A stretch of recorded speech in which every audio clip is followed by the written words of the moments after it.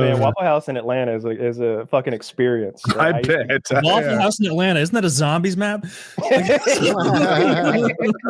There's wall guns you could purchase. It's right in. Hold on, I gotta pick up an Olympia real quick before we go to the table. The jukebox is nothing but hip hop, and it's blaring in there, and you're like, I dare you to put fucking country on. I fucking dare you. Shut up. You want to get us killed? Yeah. Like me and my. Have you guys at your grocery stores for at least 3 months now? Ask me more grocery question. No. Ask him what milk costs. I forget I'm the only one here who goes to the grocery store. It's like I got the app. Okay. Oh, okay. Well, I go physically to the grocery store like a fucking surf. But until then, I don't think. I don't know what more you want him to do with eating Taylor's hat is a feast. It's a big hat. It's a big hat. It's a big hat. Look how far it's brought out in the snaps. Holy shit! That can't be real. There's only 3 pegs in there. I honestly thought you had some sort of hat extension device. I thought that was a joke hat. Like there's an extension cord. It's a normal hat for a normal guy. But yeah, he's talking about cooking them, and he's like, yeah, we'd go up, we'd charge up that hill, and you just let loose, and you hear them screaming, and that was that. I'd say I was going. What I said back then was tempura mode. Fry their ashes. You think, they probably lied to him about how safe it was, where it's like, oh, I guess I could wear this, Lieutenant, but what happens if a bullet goes in there? And he's like, oh, sir, that's as safe as throwing a propane can in a trash compactor. Yeah. It will suddenly not become your problem. It's hot out. That's why there's gas. Well, he said apparently were you ripping it as your own, acting as though you were writing. No, I can't believe this, dude. You got to put pen to paper. This is brilliant. No, he always asks. He's like, that book you always reading. What is that? It's Harry Potter. I heard of that. What's that about? And it's like, well, there's this kid, and he's getting a picture this: 5 8-year-olds with magic in their eyes. Taylor's got jazz hands. Yeah, Kyle, that's pretty fucking gay. No, he was like, you think I could read one of those books sometimes? I gave him Harry Potter, the first book, and he didn't make it through it. But he tried. He did the best he could. He made you just regale him with tales. He's laying in his bunk late at night. You're drifting off. He's like, Kyle, tell me a story. You start being like, well, it was the tournament of the 5 houses. He's like, no, you did that one already. The Tri-Wizard Tournament. The Cedric Diggory. Oh. What happened? Was Cedric okay? Cedric, he's a cute one, right? That Robert Pattinson is very talented. He's sitting up on his bunk. He's got his thin prison blanket wrapped around him. He's eating popcorn. No, we're both under the same blanket with a flashlight. There you go. We got the flashlight under the blanket. Those got his anybody. It's 10 prison tans on. Kyle's in the noob prison oranges. There you go. Kyle, you don't think there could even be you don't think the mentors are real, right? I don't know, Snow. There's a lot of stuff we don't know about in this world. Putin said to me, sir, I'll do anything you want. That's a get down on my knees, Vladimir. Get down on your knees, Vladimir. That blew the pants off of the British accent. Just letting you know. I like the other one. I can't even begin to mimic what you did with the British one. Hello there, Governor. Yeah. This could make someone see colors, Close. My best effort. I'm trying here. Oh, I loved it. I really appreciate the effort. That was a Welsh accent, I believe. You were close, though. Yeah, that was. You fuck up an English one, just say you're Welsh. That's perfect. I'm trying to join in. Yeah. I love it. I wish you'd jump in with accents more. When the French come over the hill and the French have the first tanks, it's like these guys have never seen a tank before, and here come tanks. Not only that, here come Frenchmen with flamethrowers. I'm cheering for the French because this is French land we're on right now. So when they start burning the like heroes of the movie alive and crushing their guts out, I have already switched teams in this movie, and I'm cheering. I'm glad that they're all getting what they deserve. That 16-year-old that was conscripted, that got lied and forced into a war. You're like, yeah, they knew what they were getting into. They did. That's the whole point of the movie. Not knowing. They're like, I know. You guys notice none of the adults are coming back, and now they need a lot. No, it's because it's safe for us now. That's what this is. I want to give you an update on our most extreme patron. He's been blowing an $800 and something thousand inheritance over the last year or two on ladies of the night and drugs. And he loves to gamble too. So he's a wild guy. It's a lot of fun. A triple threat is what they call it. He's a triple threat. You know, He loves to gamble. He likes prostitutes, and he loves cocaine. And it's a lot of fun to if you're going to combine coke with anything, that's what you should combine it with. Yeah, not like a family and a YouTube career. That would be a bad thing. So I think he went through like $600,000-$700,000 and got down to like his last 150, and then did some like risky crypto exchanges and like bumped it up to maybe 50 or 100 more. And then I think currently his money is mostly going to his transsexual prostitutes, because he's got like a whole stable of them. He sent like all these pictures in the chat. Like this is we're just in there. We got to join the Discord at some point, Taylor, when we were doing one of our game nights, because this guy's in there linking his whole stable of hoes, and there's like 9 or 10 like semi-passable people that and he's just like, oh, it's a great deal, man. At first you start off paying, but after they'll give you some freebies every now and then when they want to film stuff for their OnlyFans. It's a good deal, really. Oh, freebies. So he's working for them. They're making money on the I guess so. You could look at it that way, although he's getting he's moved on entirely from women. No, he made that very clear, Taylor. That he wanted us all to know that he wasn't some homo gay, that he liked women and trans women. He was like and the chat is like crickets, by the way, because we're playing Helldivers too, just trying to shoot the shit. and this guy he's linked all of his prostitute friends in the chat, and we're just like, I'm trying to kill bugs here, and he's just like, yeah, it's a great deal. He is a wild man. He's a lot of fun to hang around with, or at least to listen to.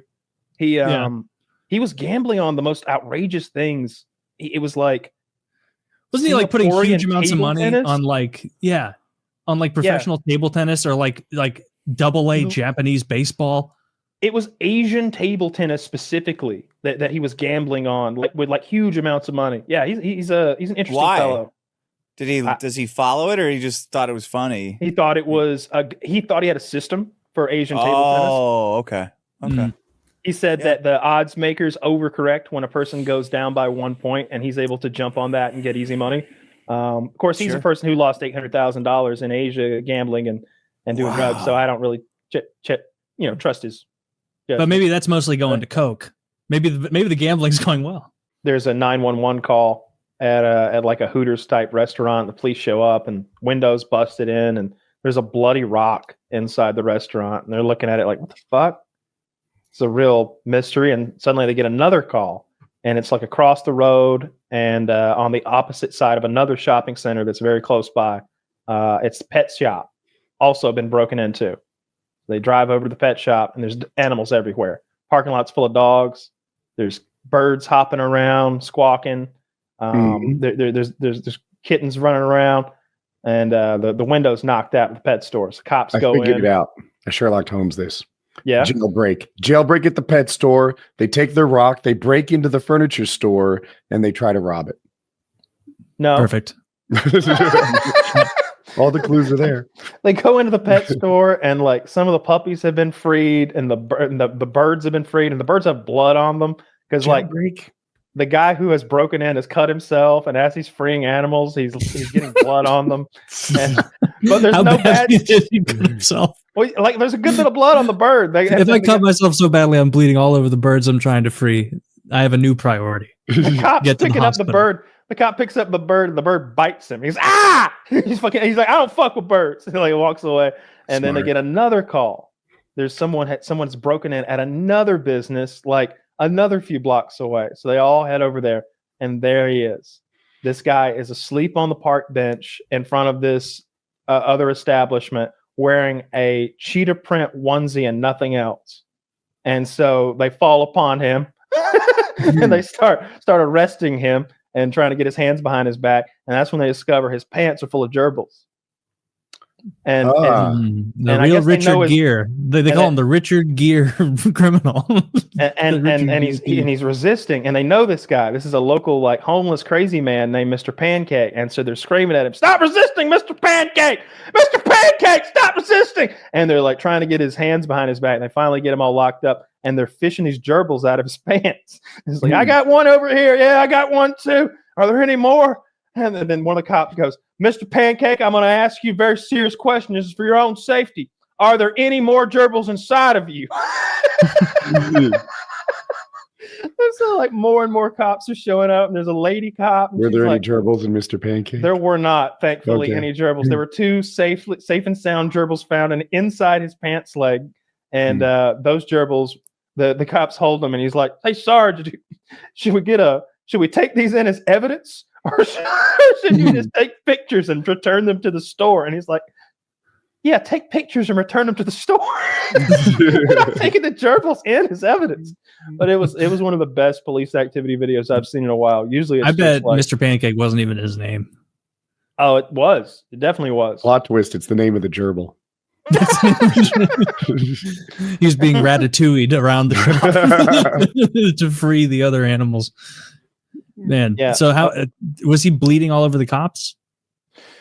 Not that I noticed, but it was dark, and they're wrestling him down here. I know we sold $10 million worth of AA-12s to a couple foreign countries. Like sick. Directly. Like, I always said, good countries. Why would you? Nah. It wasn't Italy and France, was it? Nah, it was Jordan. It was Jordan. The king or the prince of Jordan or something like wanted his like squad to have AA-12s. And they're like, that's cool. I think they're like $50,000 each or something like that. I was like, we're gonna need a lot of these. Bought a bunch of them. And but I always thought that like the print made no sense with guns. Like, I mean, like why would you want being in guns and ammo costs so much money, and you take that same amount and you could be on every gun YouTube channel. Just like give them your thing and let them shoot it and give them a little money. You could get every single gun channel for what you could get guns and ammo for. It's just anachronistic. What about gun shows though, Kyle? Did those work?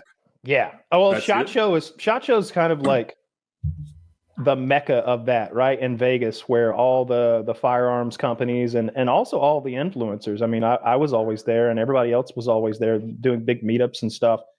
And that would be I would go there and talk to anybody that had cool shit and try to like rub elbows with them and be like, and give them my card and stuff. We went to lots of shows like that and tried to like dig up business like that, but mostly just trying to make contacts and meet people.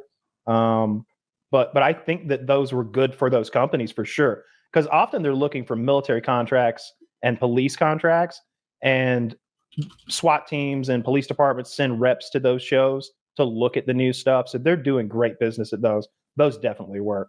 I saw that Caitlin Clark had some sort of stalker that they arrested. Like that's. Is that the basketball player? Yeah. I think I saw. Was it like that crazy guy who was sitting in the courtroom, and like as they were reading the charges, he's like, "Guilty as charged." He's like, "Yes, I stalked her, and I'll do it again as soon as you release me." Morning, Mr. Lewis. Guilty. No. So Caitlin Clark is more famous than any male basketball player under 30. I've heard this question asked again and again. Like, is there anyone in the NBA under 30 as famous as Caitlin Clark? Like, I could ask you, do you know Anthony Edwards? Do you think he's pretty good? I couldn't pick him out of a lineup. Right? But you know, I know John Morant because there's this funny song about him pulling guns out. He does I got my gun because I'm John Morant. Shoot you, bitch, I'm John Morant. I don't give a fuck. It's just like there's two like, and then it's clips of him pulling guns out on Instagram. like what about that one guy like Giannis Papadopoulos or like some Greek name? Wemby. Why can't I think Wembanyama's first name right now? I think I can answer this. Oh, I know him. But I there's hate another basketball with such a fiery passion. Victor. I don't know any of those people, but I know Caitlin Clark. I would recognize her in a Starbucks or whatever. I would, if I saw her, I would recognize her. But other than the fact that they're all like 6'6" or taller, I wouldn't know any of those young players. I wouldn't recognize Bronny. Other than he looks so much like LeBron, I'd probably catch on. You know, big shout out to Ireland. They beat people with their shillelaghs, which is such a silly name for something you can commit. Scum of the earth. Ghastly. You know, they weren't with us during World War II. They had enough problems. Were they with the Germans? No, they were like, "Hey, we're not doing your shit." I think they just kind of stayed out of it. It's like, come on, you couldn't oppose the Nazis. You couldn't. What do you want? We got fucking 6 guys after that potato shit 40 years ago. Some Irish people We're trying to rebuild. It wasn't that they drank all the taters; it was that the British starved them. But it was like, I think you starved because you drank all your taters. I think that's what happened. Absolutely not. They ate all their taters. They turned them into liquor and they ate them. No, there was like a homogeneous crop that was susceptible to some sort of disease. Are you going to tell me about the fucking potato blight? Because I don't want to hear that Irish propaganda, okay? Didn't we learn that you're Irish and you're 23andMe? Although I guess now we have to wonder because it was also, you know, sometimes they hand out little flavor additions. Like little spices, they'll be like a little Congolese for you, a little Jewish over here to fill in the blank. I've seen at least a dozen videos of like annoying spraying foam on like Stonehenge, or they're like, we're gonna ruin this awesome painting from the year 1500, and it's like for the environment or something. I'm gonna go burn trash in my yard right now. Wait, is that bad? That's normal. That's normal. What he burns his trash. I get around local ordinance by burning it in my neighbor's yard. I'm in the city, and I burn all my boxes. That Amazon heap. I wait till the dead of night, and I fill my my grill out there up with boxes sky high, and do the cinders. You see that shit in California, dude? You don't even know. Dude, I was scared one night. I started a fire at like 3 a.m, and the wind was crazy, like 40 miles per hour winds or something. And these cinders, I was looking up at them, and they didn't go out. The air's full of them, and they're landing on the neighbors' houses and in the neighbors' yards. Don't do this. And I'm like, I get my hose out and I'm like squirting it over into the other yards where, dampening them. I love when you do these silly bits that you would never do in real life because it's probably actionable. Like nothing happens, nothing bad. Yeah, nothing got all those boxes when I do it either. I'll tell you that. Oh, I'm listening. This happened to me yesterday. So, my dogs tore up a little patch in my backyard, just running around and having a good time when it was wetter. And so I was going to order some hay from Home Depot, have it delivered, and I was going to sprinkle it out there and put some seeds underneath it so it would grow back. And anyway, I had this like 40% off thing on DoorDash from Home Depot. So I was like, oh my God, 40% off these hay bales. This is going to be great. So I ordered like four hay bales off Home Depot. I tipped the person $10. Figured that was fair. And they called me and she's like, hey, they don't have hay bales, but they have mulch. And I was like, nah, that's no good. That mulch is $15 a bag, whereas the hay bales are $8 a piece, and the mulch isn't going to cover as much. And I really want the hay. I need something that's with a body that's going to stay there. So let's just cancel all this since they don't have it. She's like, okay. So then customer service calls me and they're like, hey, so you want to cancel the order? I'm like, well, it's not that I want to cancel it. They don't have what I ordered. She needs to cancel it. I'm like, oh, we understand. So then the person who's trying to get the hay texts me and she's like, wow, you got me in trouble with them. What a fucking racist. You could have just said that from the beginning. And I'm like, whoa. I wrote, I'm screenshotting this to send to my fellow podcast co-hosts. It's actually the whitest response. She's exactly right. She's like, I already reported you. Like, guess what? I'm on Yelp this very moment, ma'am. But wait, why did she get? Who got her in trouble? Nope. Like, I don't know. I guess when they called me, there was some confusion about why the order was being canceled. I think she was trying to pull some shenanigans where she was like, "Oh, the customer changed his mind. He doesn't want this order. I still get my tip, right?" Like, I think she was doing. I don't know the in and outs of DoorDash, but it felt very much like that. Like, but I was like, well, it's not that I want to cancel. I want to get my money back here. They don't have what I ordered. That's the situation. And when I clarified that fucked her up. And but she's real fucked up now because I made all kind of phone calls after that, and I had the screenshots and everything of her calling me a racist, and I acted very offended. I've never been called a racist, and I was thinking to myself, I didn't even know her race. I am not called a racist 3,000 times a week. It was like, hurts. But the worst part was I had no idea what her race was, and I don't know how she knew what my race was because she called me, and I was like, they don't have it. Oh, I'm sorry. That's no good then. That's no good for me. Were you doing like a Dave Chappelle voice where you're like, well, I just don't understand. Well, God damn, bitch! Ain't got no hate! No. I have an issue with your phone's about to ring ring right now. I'm in a bit of a feud with them. It's a one-sided feud because I'm not sure they're aware I'm alive. Oh. But I bought Death by Gummy and they shipped it, but it never came to my house. If you look at the tracking page, it basically says like it might come tomorrow, and it said that since December 26th for over a month now. It's like maybe tomorrow. So I write Death by Gummy, and I'll paraphrase, but they basically said, "Have you considered go fucking yourself?" And I'm like, well, that's not that cool. So I've called Death by Gummy on the phone. And their official policy on their website is if the package is lost in transit, go suck a dick and stab your heart. We don't care. It's paraphrased, but that's basically that's what they say. So rude. Who wrote that? Right? Not responsible for any lost, held, damaged packages, etc. So basically, they're like, once we put it in the mail, you can go pound sand. We don't give a fuck if you get it or not. I bought 50,000 things online at this point. I've never heard anyone say if the package is lost, go sit on a thumb and spin. Like that is never like an official policy. So I've called them on the phone like 18 times or so now. They have never picked up ever. They don't answer their phone, and their email has already told me to suck a dick. And all I can do is badmouth them online. So Death by Gummies. All right. So I got an email from a Death by Gummies guy like 10 days ago. Slipped my mind. Should have shared it. He said that whoever you ordered for, he was like, doesn't look like we have any orders from a Matt Woodworth. There are some people maybe impersonating us. I don't know. Can you pass that along to Woody? And I guess I lied and said yes, but I forgot to until right now. So that's on me. Right. Wait, so he got it from a third party? No. That's what the guy emailing me said, was that, hey, we got a bunch of people coming at us saying, give Woody his fucking gummies. And apparently, and I checked our orders and I don't see one for Matt Woodworth. And so, you know, so Woody's lying that you bought from a different company. That's what he said. If I'm remembering. So this guy's calling Woody a liar. He's calling Woody a liar. Is how I take this. Has just gone too far.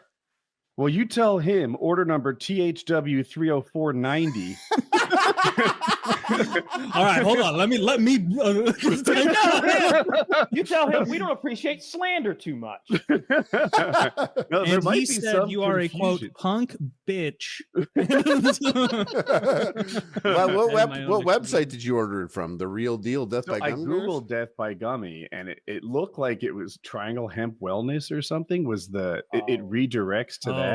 That's so there may be some misinterpretation thing going on here. But I'm very upset by that's someone.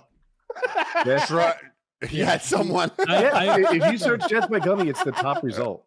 So I do remember that their website is Real DBG. They might be a distributor for Real DGB that needs to lose their situation. Yeah, that's what's got to happen. I guess it's Triangle Hemp Wellness. That all right, is guys, the we may have customer sticked you on the wrong service person. Whoopsie daisy. Triangle Hemp Wellness. Don't let them off the get. Don't let them free. But yeah, I'm very upset. I dropped the ball on that one, boys. I'm sorry. Not square.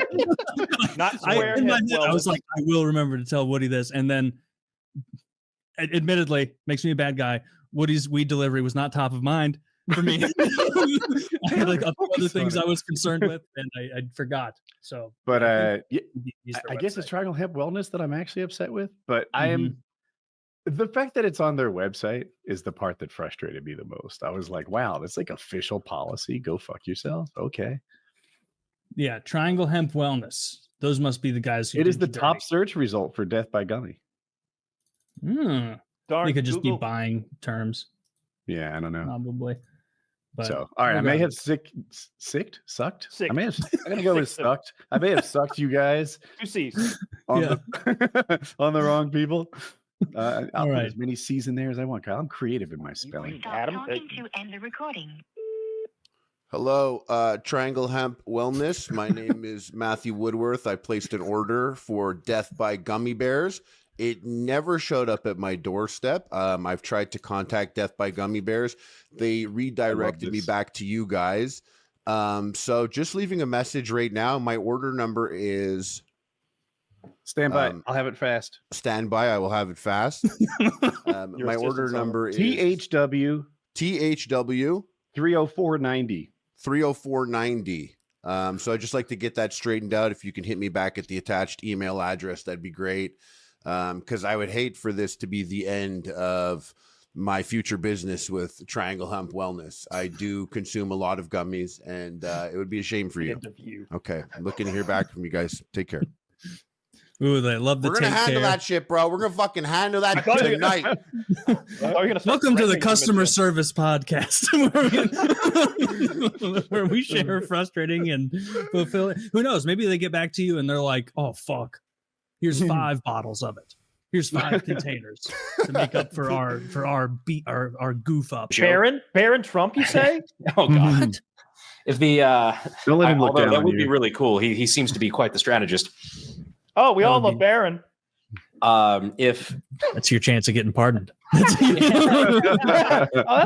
that's a good question. Who do we need to get in contact with? Who do I need to just harass on Twitter until they talk to someone about getting Kyle pardoned for, frankly, what is an egregious miscarriage of justice? To my understanding, this is on my list of things to ask about, like, because I was curious to see where the momentum was there. I will say this: the transition team and the administration at large does pay a more attention to social media, especially like Twitter X and like Instagram, stuff like that. Much more so than any administration I've ever seen. Like they not that this is like their word, like social media's word is gospel, but they fucking watch it. And like I've had some talks with people that I would have never guessed. It's like, oh yeah, no, I saw your post about that. I'm like, oh shit, okay. Like what you're doing right now with some of the petitions and stuff like that, keep doing that. Like it doesn't hurt. I'm not going to say it's like, oh yeah, it's a sure thing, it's going to happen, because like it's always important to keep your expectations grounded, but it's not fucking impossible.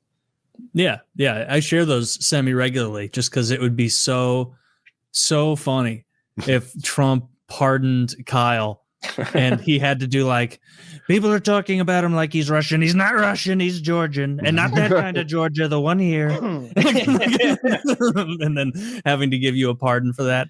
And then the only good Russian is an American Russian. The only good one is a professional Russian, one who It'd be really interesting online. too, because like he really has had a couple statements where you can tell like he's not super like anti-pod or anything like that. Like I don't really think those are the issues he really gives a shit about, to be honest with you. Yeah. So I do I think it's going to happen? Sorry, Kyle. Like I wouldn't bet on it if it was my money, but at the same time, I don't think it's fucking impossible. I think that if it got enough attention and it was something that people really gave a shit about, I think it could. Baron, please. It would be so fun. Get Kyle back out there. He couldn't be FPSRussia anymore. The optics would be too bad. What other voices you got? Oh no, FPS. We just like meld. We go Ukrainian, right? Like we go Ukrainian, and then I would go to Ukraine and I would film there. Like I could go to Ukraine and film. That's what I would do. What if you did FPS American and you just tried to do an American accent, a Russian guy doing an American accent. No, I'm gonna make so many great Howdy, propaganda friends. videos for Zelensky. It'd be great. The only character that I absolutely love and empathize with fully on that show is the black guy who's jacked, the cop who immediately sees through Dexter's shit. Like everyone, like Dexter in like the first episode is like holding back laughs and actively dancing in like the nursery, a blood splattered nursery on like a Tuesday at 8 a.m. And everyone's like, Dexter, what are you deciphering from the blood? And that one black guy's like, get this fucking weirdo away from me. Dexter, I want this report by tomorrow, but you're a fucking creep, dude. Do you not realize everybody should? Am I alone here, guys? No one else is on my team. Everyone else is treating Dexter like a genius. He's like smirking, looking at beheaded children, or like he's like actively marveling with admiration in his eyes over like the precision of cuts to body parts of dead corpses. And the only guy who's on the ball is that jacked black guy who's like, Morgan, just give me the fucking report. If I come in here and you're hard looking at pictures of those body parts again, we're going to have a problem. And everyone else is just like, oh, Dexter. I fucking hate Dokes. Okay. Rise, motherfucker. I hate that guy. That guy, Dexter Dokes rules so hard. Dexter owns him so fucking hard. There's a scene like where they're in 4 Dexter's little episodes in. they're in Dexter's little blood lab, and Dokes is like, I know the truth about you, Morgan. I know what's really going on. And Dexter's like, hands in his pockets. You can see the mask has completely come off, and he's giving him like the serial killer grin. He's like, well, here's the thing. You're never going to catch me. I'll always be one step ahead. No matter how hard you work, no matter how hard he's stepping closer, no matter how hard you try, for one reason alone, Dokes. And why is that, Morgan? He goes, because I own you. And he headbutts him in the nose so fucking hard it decks him. And then Dexter walks out quickly into the room with all the detectives, casually, la, la, la, la, like nothing happened. And Dokes, of course, tackles him from behind. I'm gonna kill you, Morgan. I'm gonna kill you. And it's like, detective, give me your badge and gun. I don't want to hear it. You've assaulted Morgan. And it's like game over. And it's like, yeah, he does own him. That was such a slick move. I love that part. Okay, well, that's definitely in the future.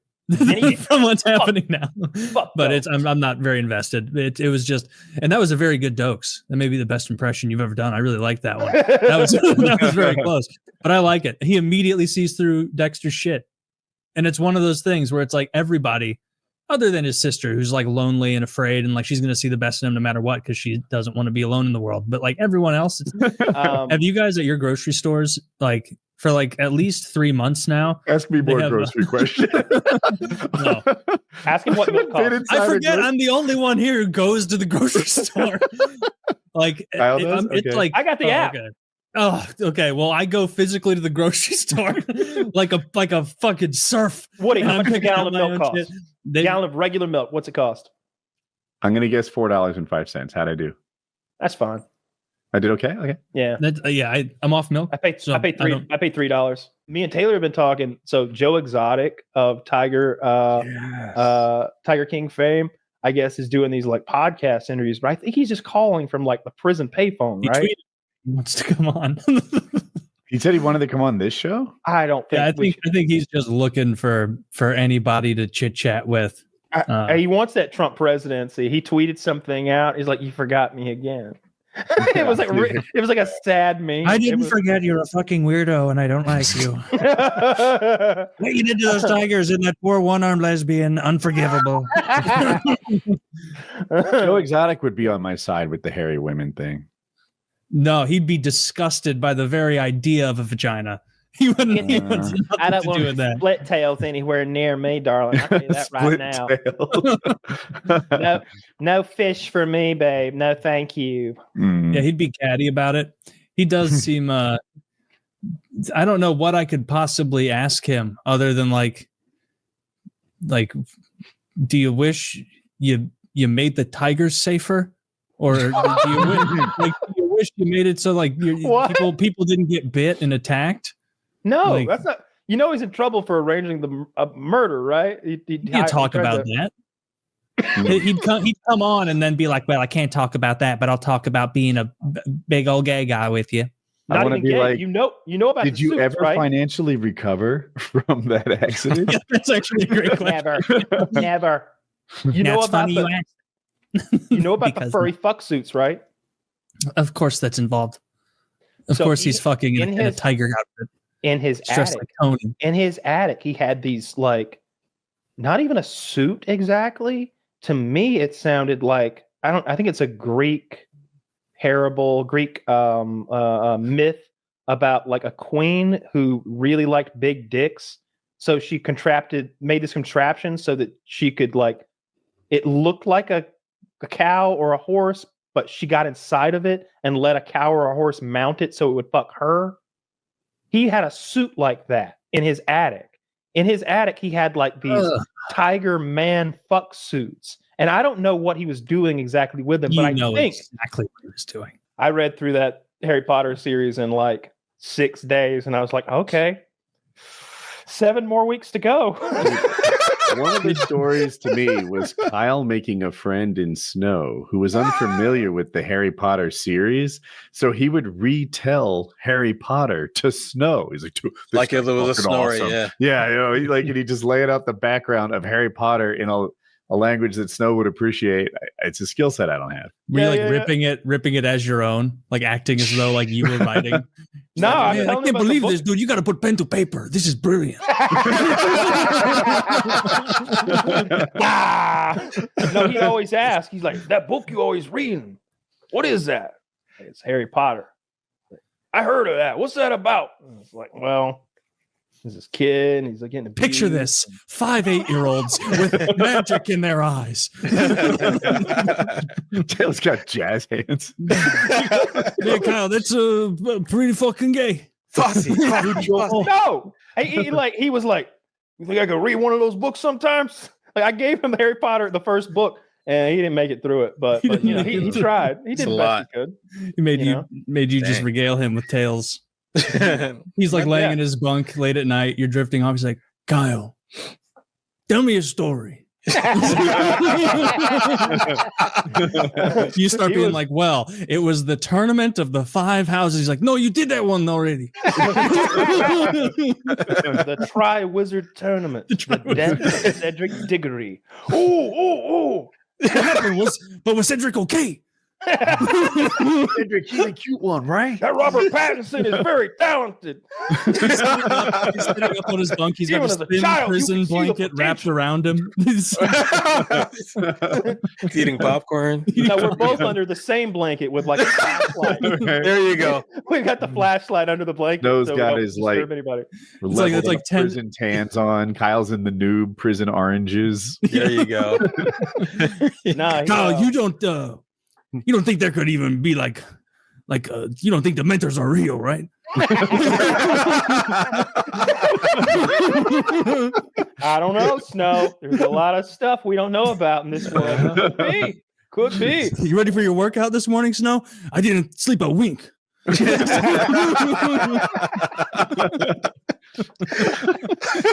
Terrified of the thought of having his soul stolen by No, I literally tell him like what Harry Potter was doing in the story wherever I was, and he'd be like, yeah, this one time, the cops was chasing us, so I had to throw the gun in the bushes. Never found the gun, so I didn't get any gun charges. Good day. But they got me on that hit. Jeez. Really? What the fuck are you talking about, man? It was always something awful. It was always some story about like selling drugs or like intercepting a package or like we saw the guy who had done us wrong and we got him and then we ran, and it was always some like crime shit, like real crime shit. I read that 80% of men think that if there was an emergency, they could land the plane. God, where do you stand on that? You're on a commercial flight headed across the country. They say, listen, there's no pilots on this plane and ours is dead. We need someone to step up. Could you do it? Well, I would try. I'd do my best. Like, I could land it, but I don't know if we'd be alive after. Yeah. We haven't left anyone up there yet. All planes land. I'm landing We'll that be on bitch the in. ground. Not only am I going to land it, I'm going to say some cool shit over the intercom as we land. I'm like, I'm going to do the thing. I'm like, all right, we're coming on into Albuquerque now. A few minutes early because I don't know how to slow this bitch down, but hang on, everyone. No problem. They're all I have confident because Kyle's a professional on the mic, even though he's a complete amateur on the Hey, howdy. Just to let you know, there's a lot more buttons up here than you'd expect. I know one of these does something with the wheels. We're going to figure it out. In the meantime, enjoy Cars 2 as we careen into the side of a mountain. No, I would do my best, but like I would need someone on the line with me to be like, this button hit, unless there's pictures or unless it says like this is your lowering the wheels thing. Like there's just I feel like all it would take is like hitting a button, one thing wrong, and now suddenly some flap on the left wing goes down, and now we're out of control. It's happened a bunch of times where they talked someone down who'd never flown before, didn't know how to fly. I don't know about like a 727 or some shit, some big airliner like that. I don't know if that's happened. But I mean, how complicated could it be? Right? I just don't think it's that hard. I really don't. I think any of us could do it, no problem. But you die so easily to an elephant that's mad at you. This guy like got hit and like got hurt a little bit, and so he was bent over in the fetal position on his knees with his like back up. Good. And the elephant was like pushing a little bit on his back, like he's pushing on the back. The guy's head is here, and he was just kind of pushing, getting a feel for where the guy was, and then he just crushed him like a bug. Just like I'm glad there was no audio in the video because it probably would have been more upsetting. But just watching him just Dude, like literally died like the South Park That's character. the Like, noise I would make. If an elephant crushed me angrily, that's the noise I'd make. Yeah! It's easy to forget how dangerous and strong some animals can be. Like yeah. If Taylor wanted to drag me around by the wrist, he could, but it would take his effort. I'm not that light. But if a tiger wanted to do it, it would be like a woman with a purse, right? Just like hardly an inconvenience, flipping me around, dragging me where he wanted me to go. You ever see the video? The Indian guy? Chinese couples driving through the Yes. park. They're in that tiger park, which I guess exists in Asia. And there's signs everywhere. Stay in your fucking car. And this woman is like, who knows what they're arguing about. I know what. To be petty. What were they arguing about? She wasn't happy with the way he was driving and wanted to switch seats. This bitch gets out the passenger seat and walks around to the driver's seat and starts trying to tell her husband, apparently, get out. I'll drive us through the tiger park. Wouldn't you know it? A tiger comes out of nowhere. At the tiger park? And takes her away into the jungle. The tiger. And her husband is like, all right, back in the car. he does not please. He's already leaving. Yeah, I think I've seen that one too. And his story is so crazy. He would groom and men, and that was like his favorite thing to do. And he tells these stories about just like, booty's everything in jail. It's everything. You might go a year or two without busting a nut. So when you get that booty, and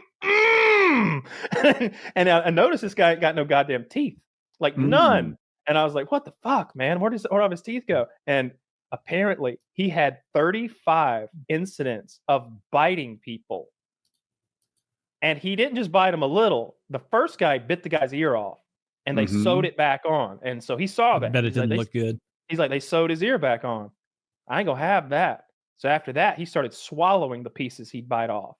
He bit off this one guy's eyebrows, both of them, and ate them. Both of them? So that guy was on the ground for a while. He ate. At one point, that guy had one of his eyebrows bitten off, and he thought this day couldn't get any worse. He would bite people's lips off and eat their lips, and then he's like, then you'd see him walking around, ain't got no fucking lips. Like, that's right. You fuck with me, I'll eat your lips. Damn, a lot of people messed with him. Damn, maybe we should like just. And so the warden tells him. So the warden comes down. He said, this lady came down and she said, that's it. I've had enough of you. You bite one more person, we're gonna take your fucking teeth. And he said, bullshit. You can't do that. I got rights. I'm a human being. You can't take my teeth. So I bit another ninja. Sure enough, they come and they got me. Sure enough, she called my bluff. Dude, they put him to sleep. And when he woke up, they had pulled every one of his goddamn teeth out of his fucking head and sewn his gums shut. And he didn't have any teeth. So then years later, he finally gets out of prison, right? And he's like, so I went to the dentist. They let him out? Eventually, he got free, you know, like decades later. He's an old man now. And he's like, I went to the dentist to get dentures. And they said they'd be $1,500. And she said, wait a minute. Hang on. There's something here about you. Oh, I'm so sorry, sir. We can't give you teeth. How can this be real? There's a note. He's like, there's a note here that says you're not allowed to have teeth. And I agree with that. That guy has lost his teeth privilege. You can't be biting everybody's eyebrows and lips off. Sorry. You give them cosmetic teeth, right? Like teeth I that got a wouldn't sugar hold glass. up to a good biting, right? Like that would come loose if you tore. Maybe like he could.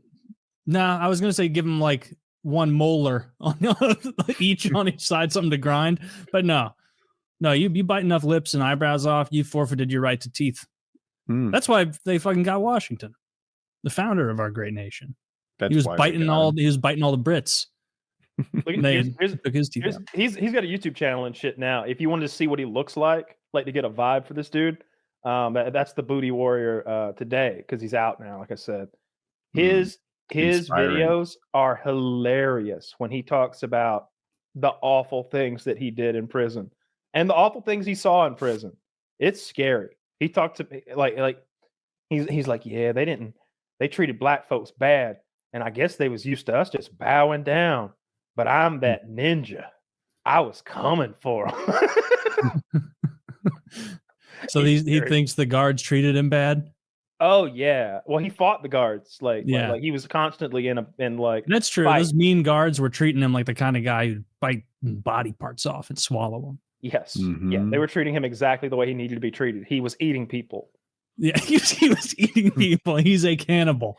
Yeah. And I can just imagine someone hearing that for the first time, like a social worker that's in the prison being like, forgive me, he's eating people. And then some guy playing checkers to go, yeah, they eat people.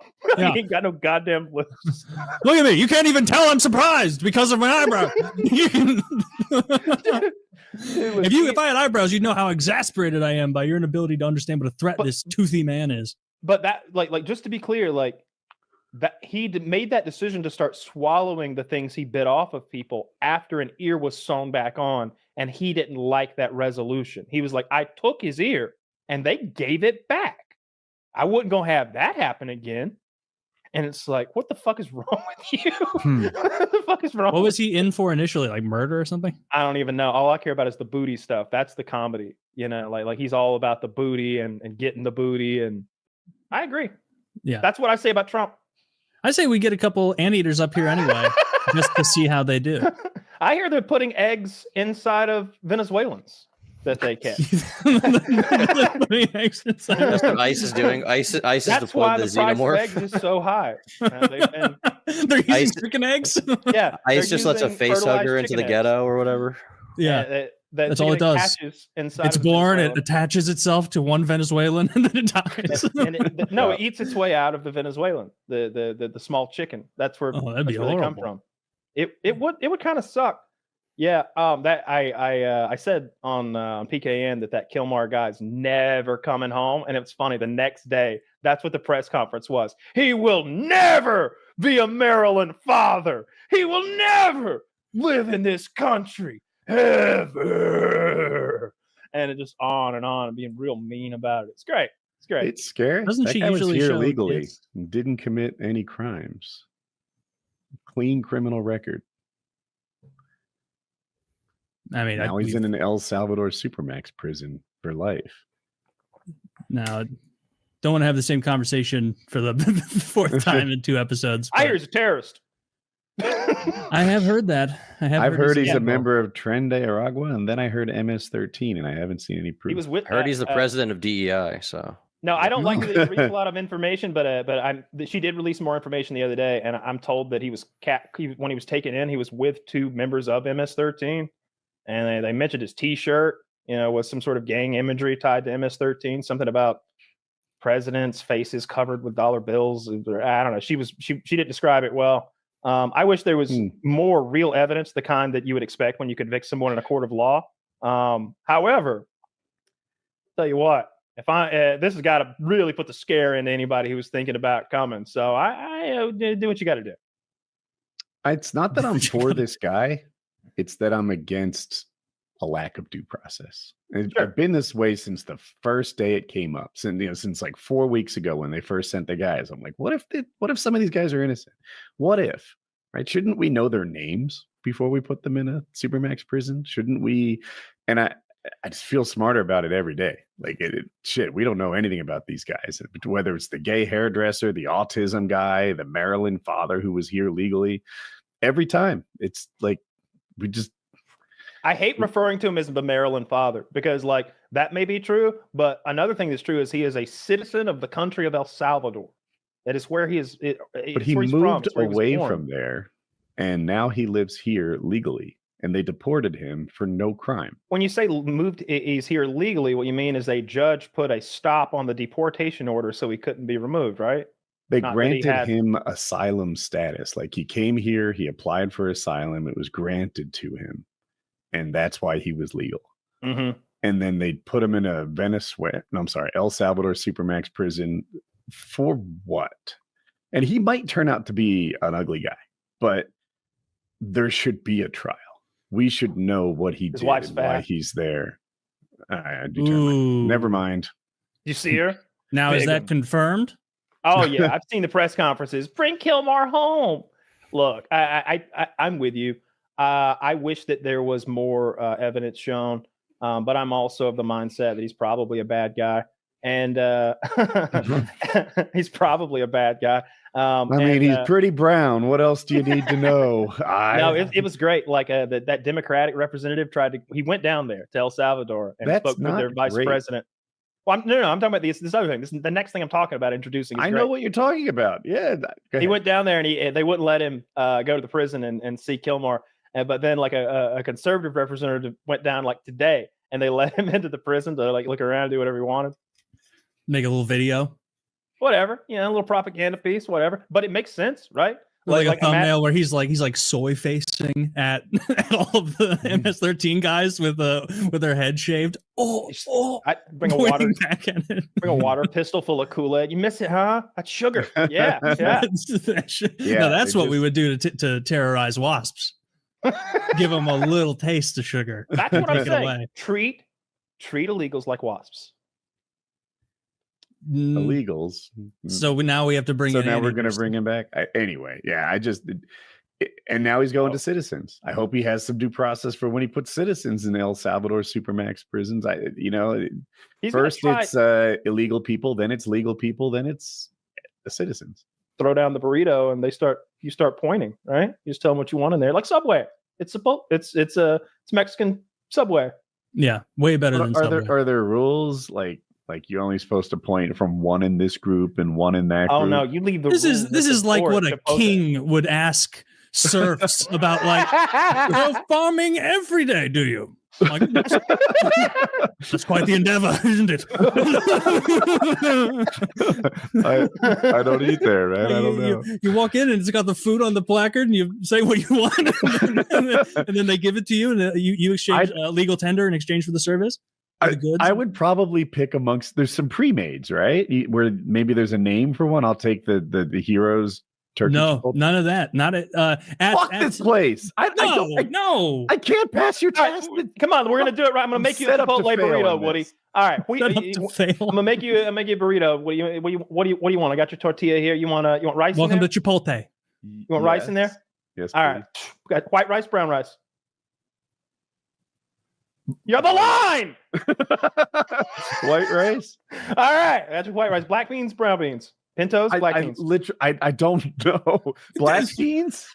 It's beans. All right, black beans it is. The man knows what he wants, folks. Chicken, barbacoa. You want steak? Okay, I got spicy barbacoa is chicken. not a real word. Barbacoa is a real word. No, it's made up. Pick your meat. Pork, chicken, steak. Steak. All right. 1 scoop or 2? 1. There you go. You want guac with that? Queso? No, it's too fat. Okay, any veggies? Lettuce, to pico de gallo, salsas? Fajita Got vegetables? lots of sauces here. Pico. I'll do pico. Oh, a little pico. You want the juice, or I drain the juice? It's draining. This is the question they ask you. No, you're getting dry pico. Dry pico. He waited too long. Okay, is that it? Anything else? Cheese? Dude, I feel like I just did the thing I do with the frozen yogurt places where I combine too much and it's actually shitty. No. You have not enough ingredients yet. Do you want cheese in this motherfucker? There's more? Yes, there's cheese. I don't like being on the spot. Shredded cheese and queso. It's just so important. I changed my order. I'll have what that guy in front of me had. No, the burrito's already halfway made. You can't go back. Taco. Smash it all. And then one of those ex-cons is going to leap across the counter and I make attack you. 17 out for this shit. Just turn my Just get the camera steak. off in the middle of Chipotle. Oh, yeah. No, he's taller than me. Trump. Did you meet him? Yeah. So 4. I met him. Was he wearing high heels? He might have been wearing. He might have been walking wears on high some heels a lot. Mexicans. I didn't check.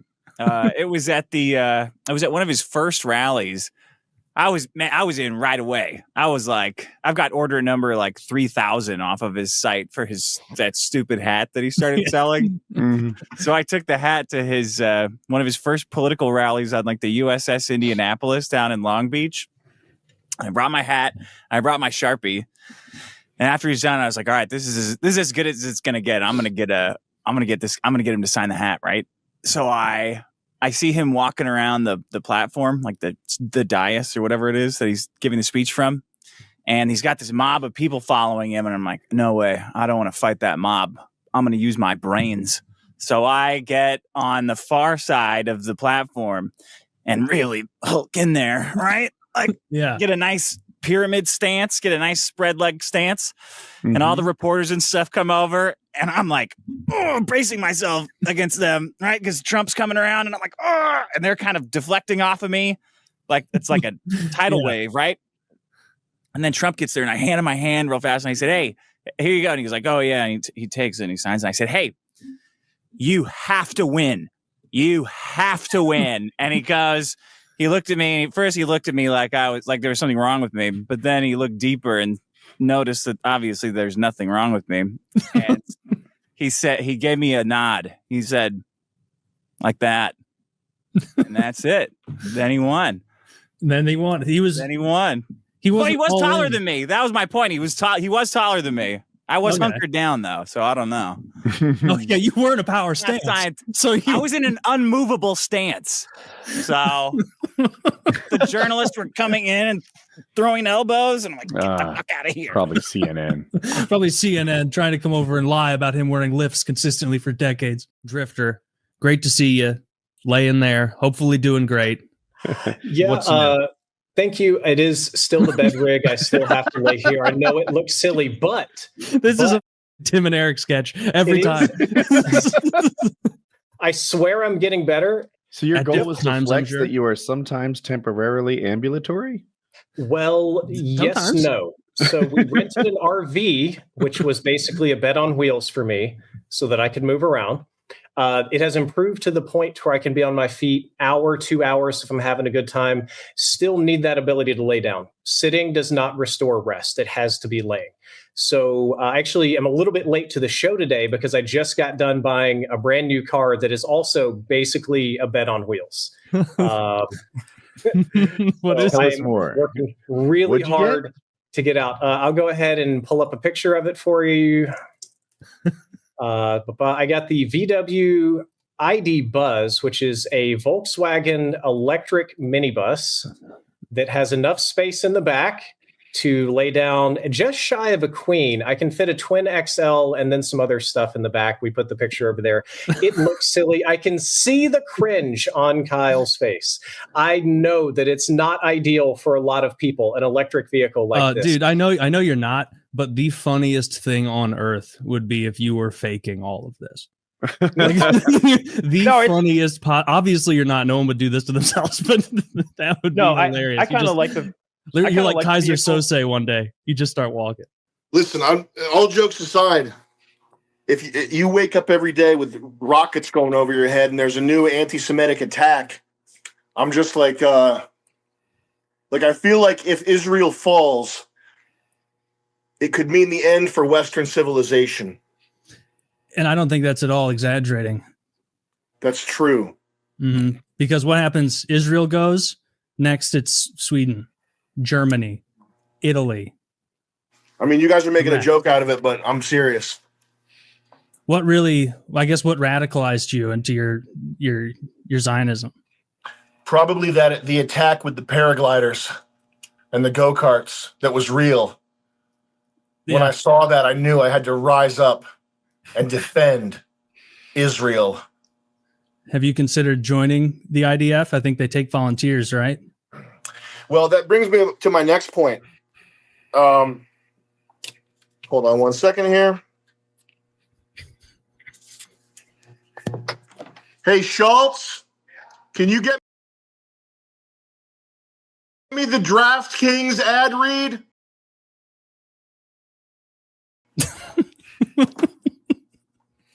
Dave Portnoy is a big friend of mine, and we were talking about this. We were talking about this recently. This anti-Semitic sign fiasco. Did you see this happen?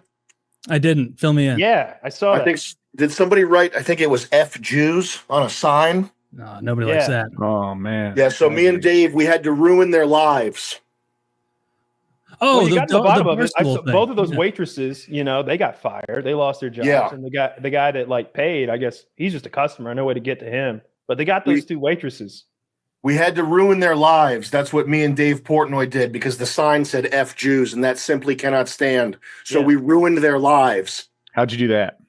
Well, we doxed them. We got them fired. We ensured that they'll never work in the world of sports betting ever again.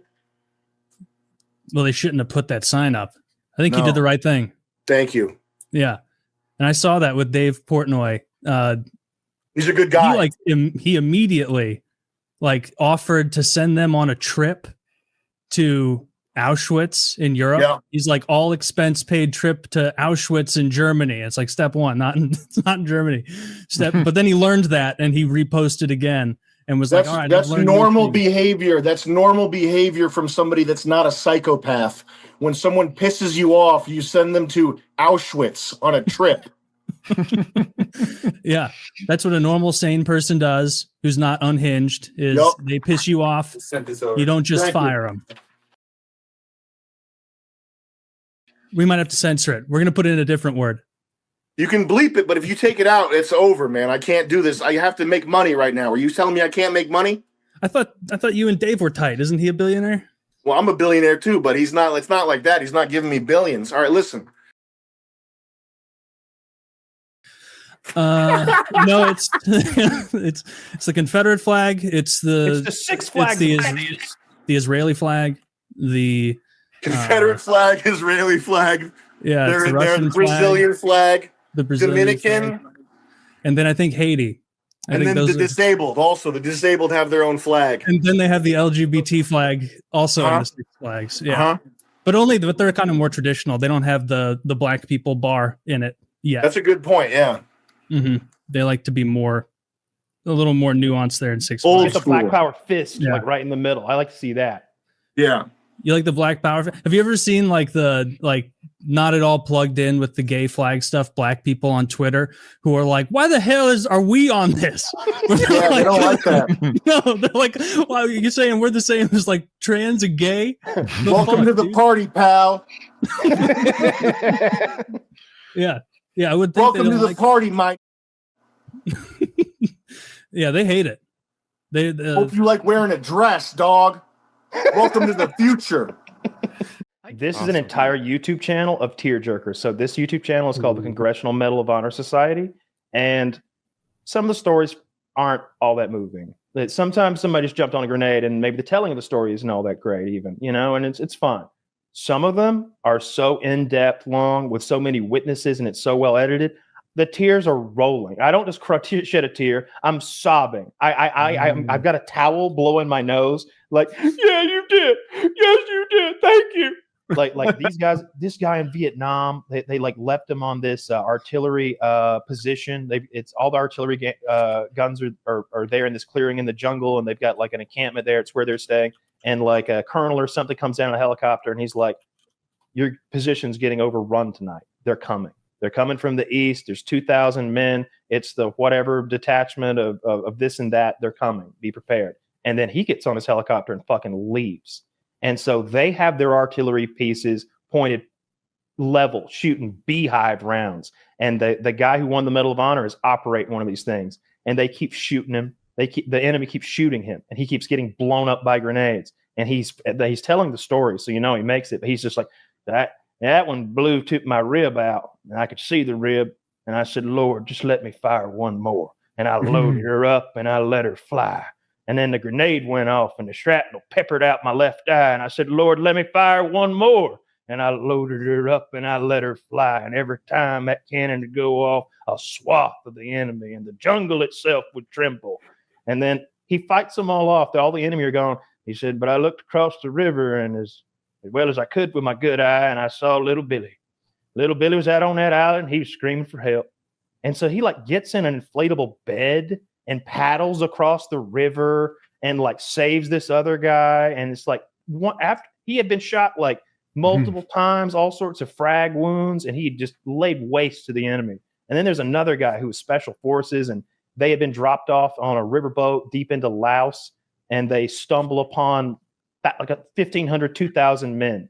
And his Cambodian like counterpart or South Vietnamese counterparts got spooked and shot a gun off or something. And now the enemy's coming down on him. And he's radioing fucking artillery fire from naval guns onto these enemy positions that are right in front of him. He's shooting law rockets at them. He's fighting hand to hand. He's machine gunning people. Both of his buddies are blown up. One's lost half his head. The other's lost half his ass. He's got both of them. He's carrying two grown men. He ends up on the beach, calling all the artillery down on his position. The enemy's pouring down the hill toward him. He starts swimming out to the ocean with two men on his shoulder. He swims miles into the ocean to the Navy carrying two men. One of them's and it's at this part where they cut back to the footage of the interviewer, and they show a new guy you haven't seen yet in the story, and you could tell half his head had been blown off.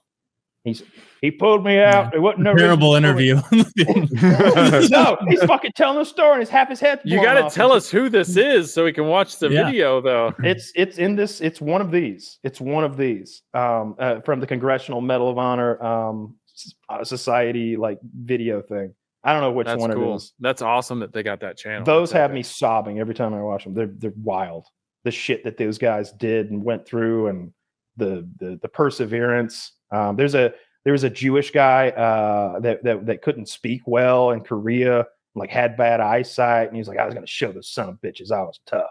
And it's like all these men that wanted to prove themselves and just went above and beyond. It's crazy stuff. That always makes me cry. I watched a movie. It's on our Plex. It's called Warfare. It's an A24 flick.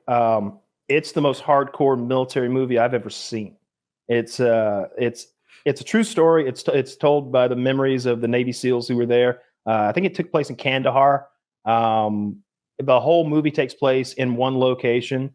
You kind of get to know the guys as you go, and it is super fucking intense. I think, did Alex Garland direct it? I know that the co-director or one of the directors was one of the SEALs maybe that was there. And I know after the movie, when the credits are rolling, there's like the SEALs are there, like Garland and Mendoza, I believe. It's hard fucking core. It looks real. It looks very real, and it seems realistic. And there's so much like attention to detail with not just the way they're dressed, the way they move, the way they act, like the whole thing. And the combat is incredibly intense. It's like it reminds me of the Saving Private Ryan D-Day stuff, how like it takes away the illusion of like war being this hoorah fun kind of thing. Like, you know, like your buddies are blown up, you know, and they're hurting bad, and you're just trying to fight to stay alive. and nobody's pumped and like having a good time. Everybody's scared. You know, it's intense and it's scary. And it's like, you just happy you weren't in that fucking room and you weren't in that building in Kandahar. Did you watch it in the theater or did you see it at home? Or I watched it at home a couple nights ago. Nice. I definitely recommend it. I was looking at the Rotten Tomatoes reviews, and some guy, his review was he gave it 5 stars. He's like, I was so happy when it was over, in a good way. Because like, you want your boys to live, and you don't know if they're gonna or not, because like bad shit is happening. The movie has it's very gory. It looks real. Like when you see people blown apart, you see people with really nasty compound fracture, shrapnel injuries and such, and they're in pain, and it's rough. When do you think the absolute worst time to be like a not front lines soldier World War I. in the most strict sense? World War I, no, all of history. Civil World War. War Cannon fodder. I got the gangrene from one musket round. That would suck too. World War One, I think. World War One. I think that you had those armies in World War One. Some of them still had sort of. I mean, the Civil War was that first step into modern combat, I think. But World War One fully encompassed it with the machine guns, the barbed wire, the gas, the trench warfare, and you know those battles in France where years would pass and the front lines would jiggle back and forth 300 meters. The trench foot. You read some of the stuff about the gases and the effects that they at first there were no gas masks right away. Gas came before the gas mask on the tech ladder. So think about how that went for a little while, you know, and the chlorine gas, they used all sorts of things. They used things that would make people's faces melt off, you know, they used nasty stuff, and the artillery, you know, and just the amount of time that you were on the front line in danger.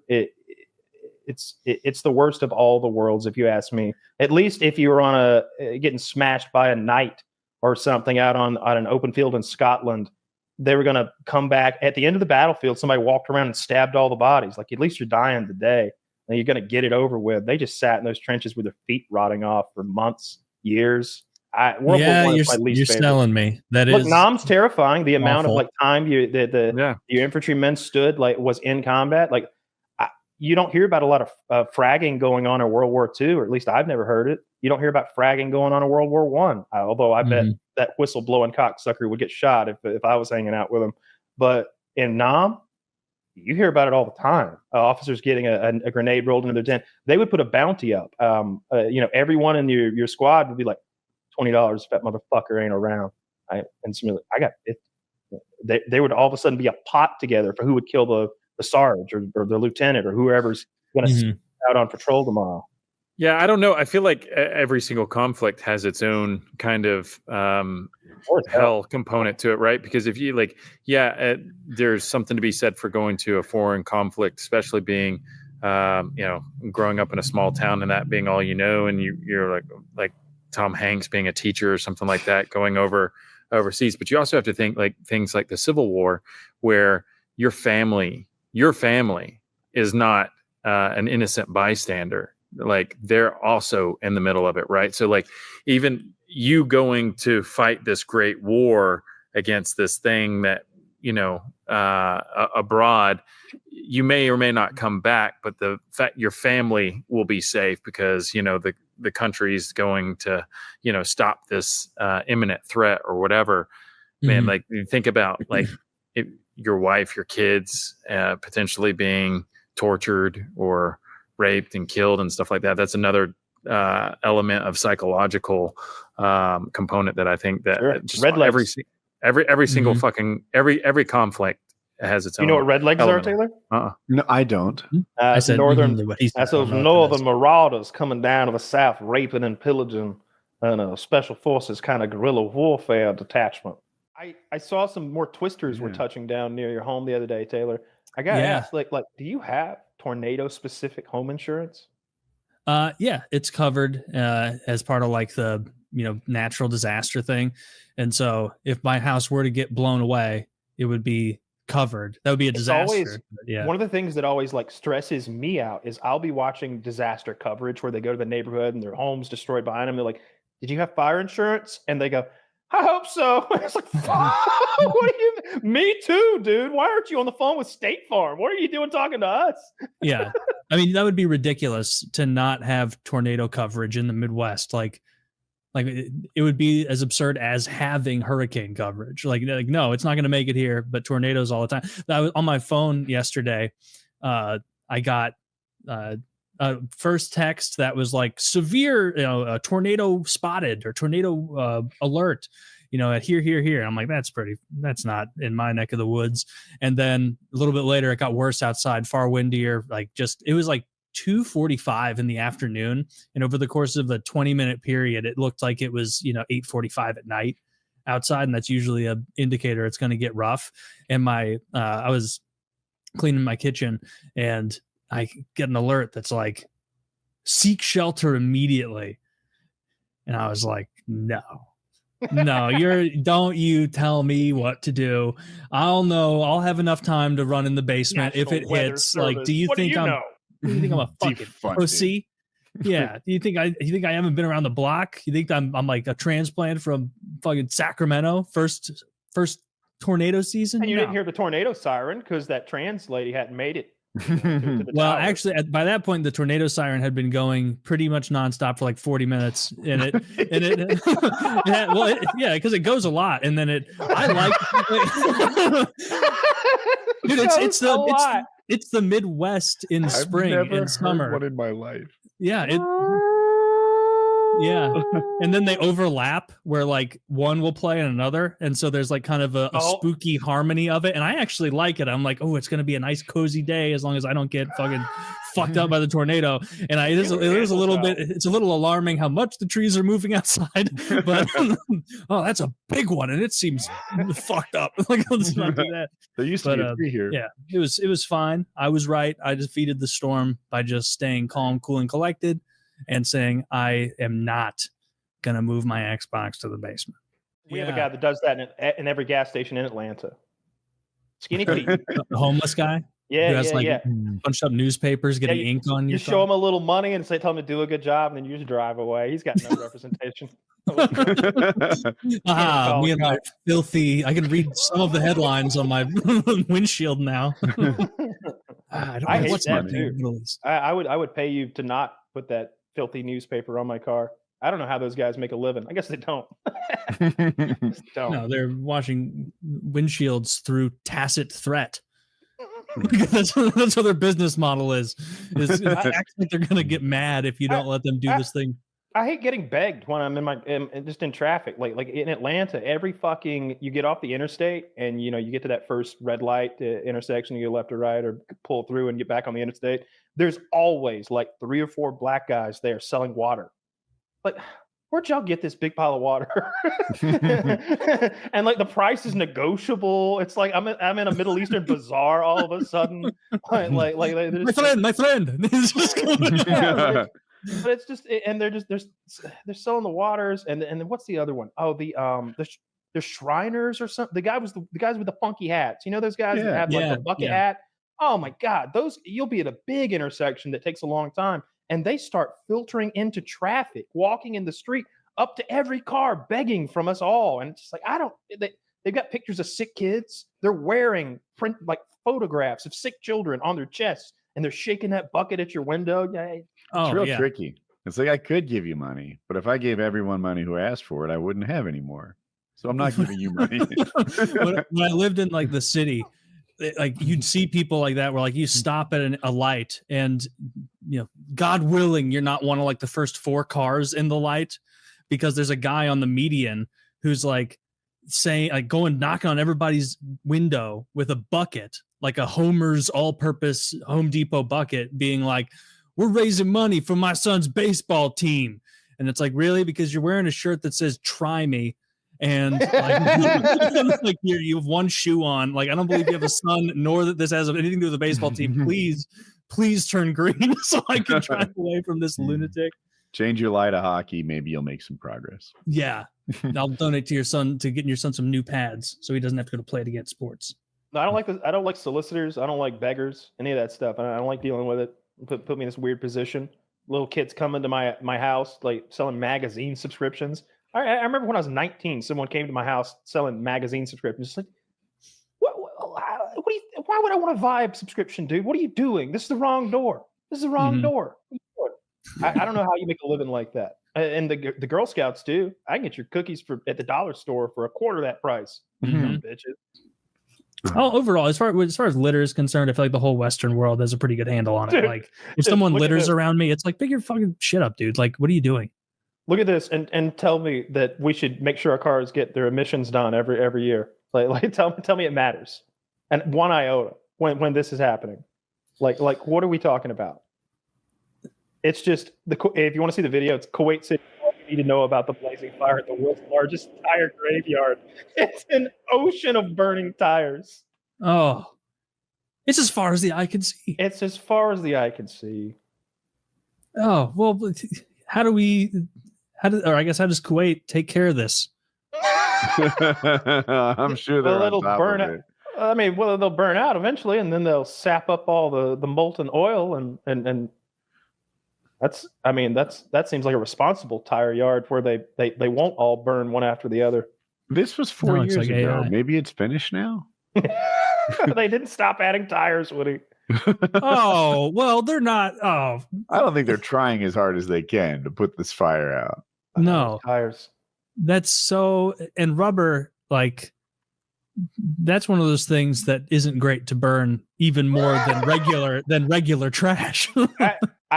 So I don't think that's not natural rubber. I think that's synthetic rubber that's made from petrochemicals is how we get tires. I think we use oil to make tires because real rubber comes from a rubber tree in South America. The fire's out. It's Good. no longer burning. Glad they got their shit together. The tire crisis has been ongoing for over 30 years. Jesus Christ. 30 years. When was this written? 4 years ago? So maybe they put it out very recently. 7 million fires were engulfed in flames. Obviously, they meant to write tires there. Now I'm questioning the entire article on cleanindustries.biz. Dude, can I read this to you? It sounds like bullshit to me. The tires were subjected to a process called pyrolysis, in which materials are thermochemically treated by heating them to 450 degrees Celsius. You mean you burnt them, right? Yeah. In this process, the rubber in the tires was completely transformed into gas. Yeah, I see it going into the sky. Like, you're really kind of pulling the wool. Dude, the PR guy leaning back, cracking his knuckles. Another day as the Kuwaiti tire PR guru. We found an efficient way to transform all of this solid into gaseous material via something known as transthermic energy transfer. It's like, okay. Yeah, the whole thing's nonsense. The whole pollution thing, the global warming thing, I don't want to hear it. Like, it's not going to stop. We can't stop it. Don't recycle. Don't.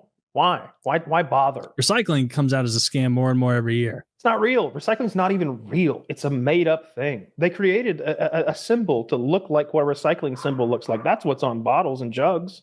There's no real recycling. And except for very rare cases. Glass gets recycled.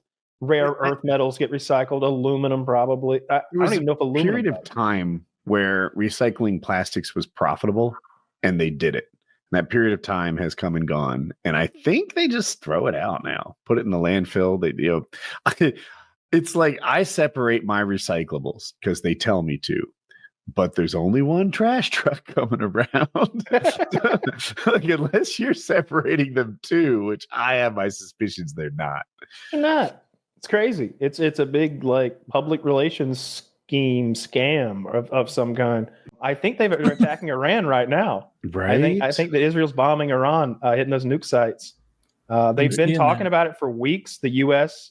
has been saying, we're not going to do anything, but you never know what Israel might do. And they've been like sort of saying they're going to do it without saying they're going to do it.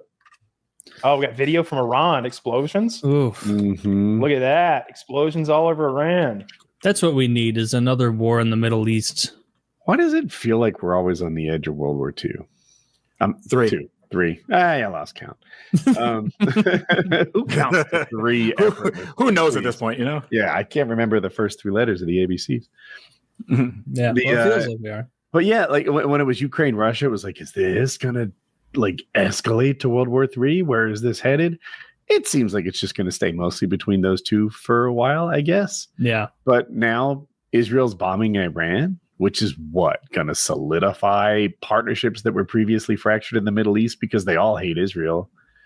Maybe. It would ideally it would not pull us into it, but who's to say? Because it seems like Israel says jump and our politicians say how high. It's not true. They asked us to take part in these strikes that are going on right now, and we declined.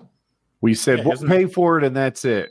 We'll pay for it, and we'll run cover for you at the UN, but that's it. Mm-hmm. Anyway, we'll train you. I know the check is late. I'm so sorry, guys. It's in the mail. It's in the mail. It's in the mail. Yeah. It was on the Air India flight. Yeah. Yeah. I'm just anti-Israel. I don't know what your problem is. I couldn't care less about the entire Middle East. You don't know. The entire Middle East. I don't want anything to do with it. You didn't see what they did? We were watching that clip a couple days ago, and it's all this flour has been spilt out in the dirt, like hundreds of pounds of flour, and they're just digging through the dirt, like getting handfuls of dirty flour and putting it in their shirts to like carry away. And it's so sad. And then out of nowhere, some Israelis start shooting them with machine guns. So everybody's running with their shirts full of dirt flour, trying to get away. Those Israeli heroes were shooting to save their own lives. It was them. Flour thieves! It was them or the Ethiopian-looking starving victims.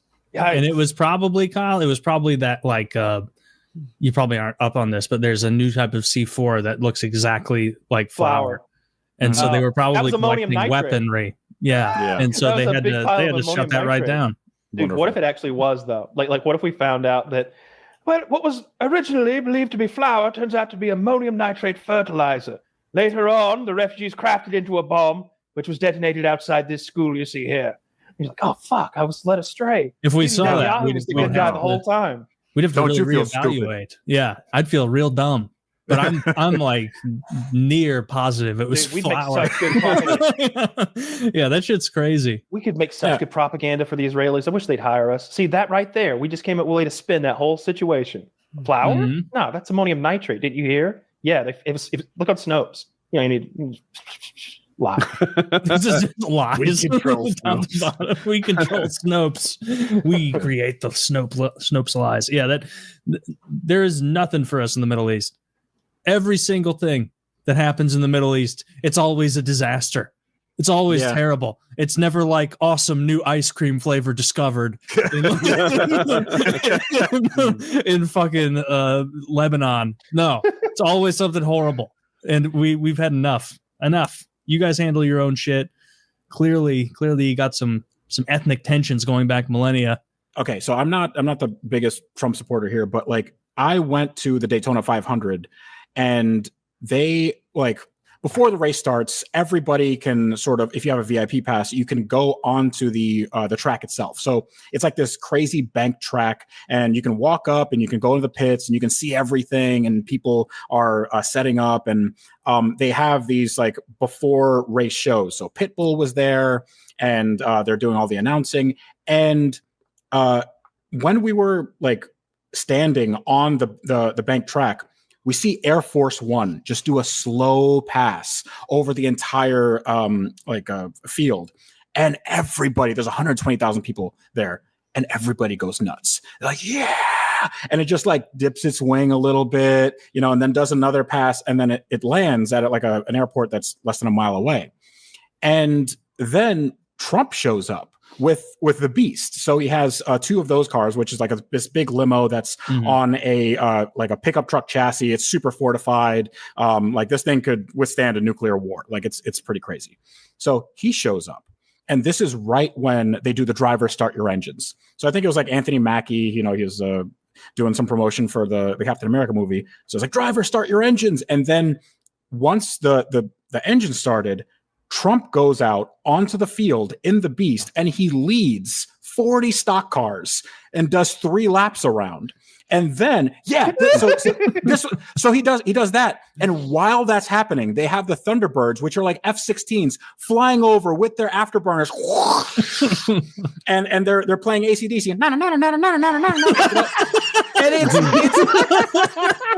And it sounds awesome. I shit you not. It was. Listen, I don't care how much you hate the president. That's the coolest fucking thing I've ever seen in my life. It's 100,000 people going nuts, and like it was so crazy. Like I get goosebumps just thinking about it.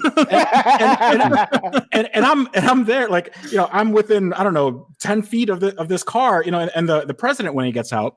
And it's really, really cool. Yeah, he came out. He shook hands with some veterans and some NASCAR guys. He got fought in the Confederate War. That's it. Yeah, he did. Yeah, he's still fighting. Yeah, yeah. It's a War of 1812 veteran. Yes. So no, but it was like everybody there just felt hopeful, and they felt like they were part of something like uniquely American. Like this would not happen anywhere in Europe, anywhere like across the world. It can only happen here. Look at that. Look at that. That's so cool. Yeah. So that is pretty slick. What's I really said cool? low. He just takes out people in the top back. I can't see Dave. But like afterwards, on Twitter, people were like, "Oh, it's a waste of money to bring Air Force One anywhere, because when you bring Air Force One, you have to bring this entourage, blah, blah. It's costing people $8 million an hour, the taxpayers, blah, blah, blah." And I'm like, if you were there, you wouldn't say shit, because like, holy shit. Like it was the coolest thing I've ever been a part of. And it's like, you know what? I get it. Like he knows his audience. He knows that at the Daytona 500, there probably aren't going to be a lot of like CNN viewers. And he's like, you know, he was the guy. So yeah, that was my little Daytona 500 story. That sounds like a lot of fun. The part of your story where you said and AC/DC is blaring just killed me. He even did it pretty well. Yeah. That was so funny. I recently rewatched all the Harry Potter movies. And it seems to me Voldemort wasn't actually that bad. And the real villain of this would have been Dumbledore. Because okay. I don't know enough about Harry Potter. I'll be easy to sway. So Harry Potter, I mean, I'll give you the broad strokes. He's a wizard, and then he has to beat the bad guy who is the most powerful wizard in the world, and he just wants to kill all the half-bloods. He wants only pure blood wizards. He doesn't like humans, and he's basically kind of like Hitler. Okay. So that's what I remember from the movies. He himself is a half-blood. That makes he himself bad. Exactly. Very, very much Hitlerian, right? He's also like a fascist who brainwipes and tortures and his nose is fucked up. Correct. Yeah, he has no, because he's like turning into a snake and blah blah. Right. So I think Voldemort's he's not a good guy, but Dumbledore, he's the professor. He's the good professor that guides Harry and Hermione and Ron. And the way I see it, all he does is he gets in the way. He doesn't give Harry or anybody like very pertinent information. Like he died in the 6th movie or something like that. He could have just given Harry like a paragraph of like, here's what you do to beat the bad guy. Here's like, I know all of this, but no, he does the traditional boomer thing. And like, well, because you didn't read my mind, I'm going to punish you. And then the entire next movie is them trying to interpret what Dumbledore meant, even though at any point he could have just told them straight up, have direct communication, and solved all of this. And this happens in every single movie. They talk about Dumbledore being like the greatest wizard that ever lived, but you never see it. He doesn't demonstrate any of his powers. Anytime he needs to do something, he just leaves. Like they go, oh, Dumbledore's away on vacation. Dumbledore's away on business. And then Harry has to go to school where he's, there's mortal danger for him and every other kid. It's a terrible, terrible fucking situation. So Voldemort, all he really did was like, yeah, he might have killed a few people, but it wasn't as bad. Like it's not as bad as basically convincing a bunch of kids and parents to bring them to a school where every year something terrible happens. Kids die. They have like these traumatic events. And this happens like as like super regularly.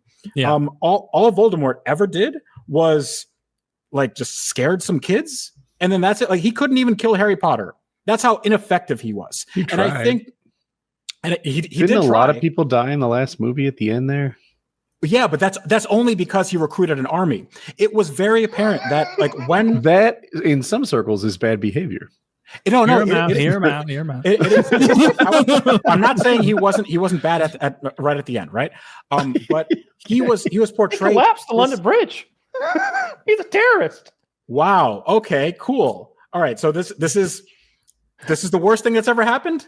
This is the worst thing that's ever happened. You don't see anybody going in the water. He just he That's true. It was more of an infrastructure attack. He broke some infrastructure. I'm so sorry. This.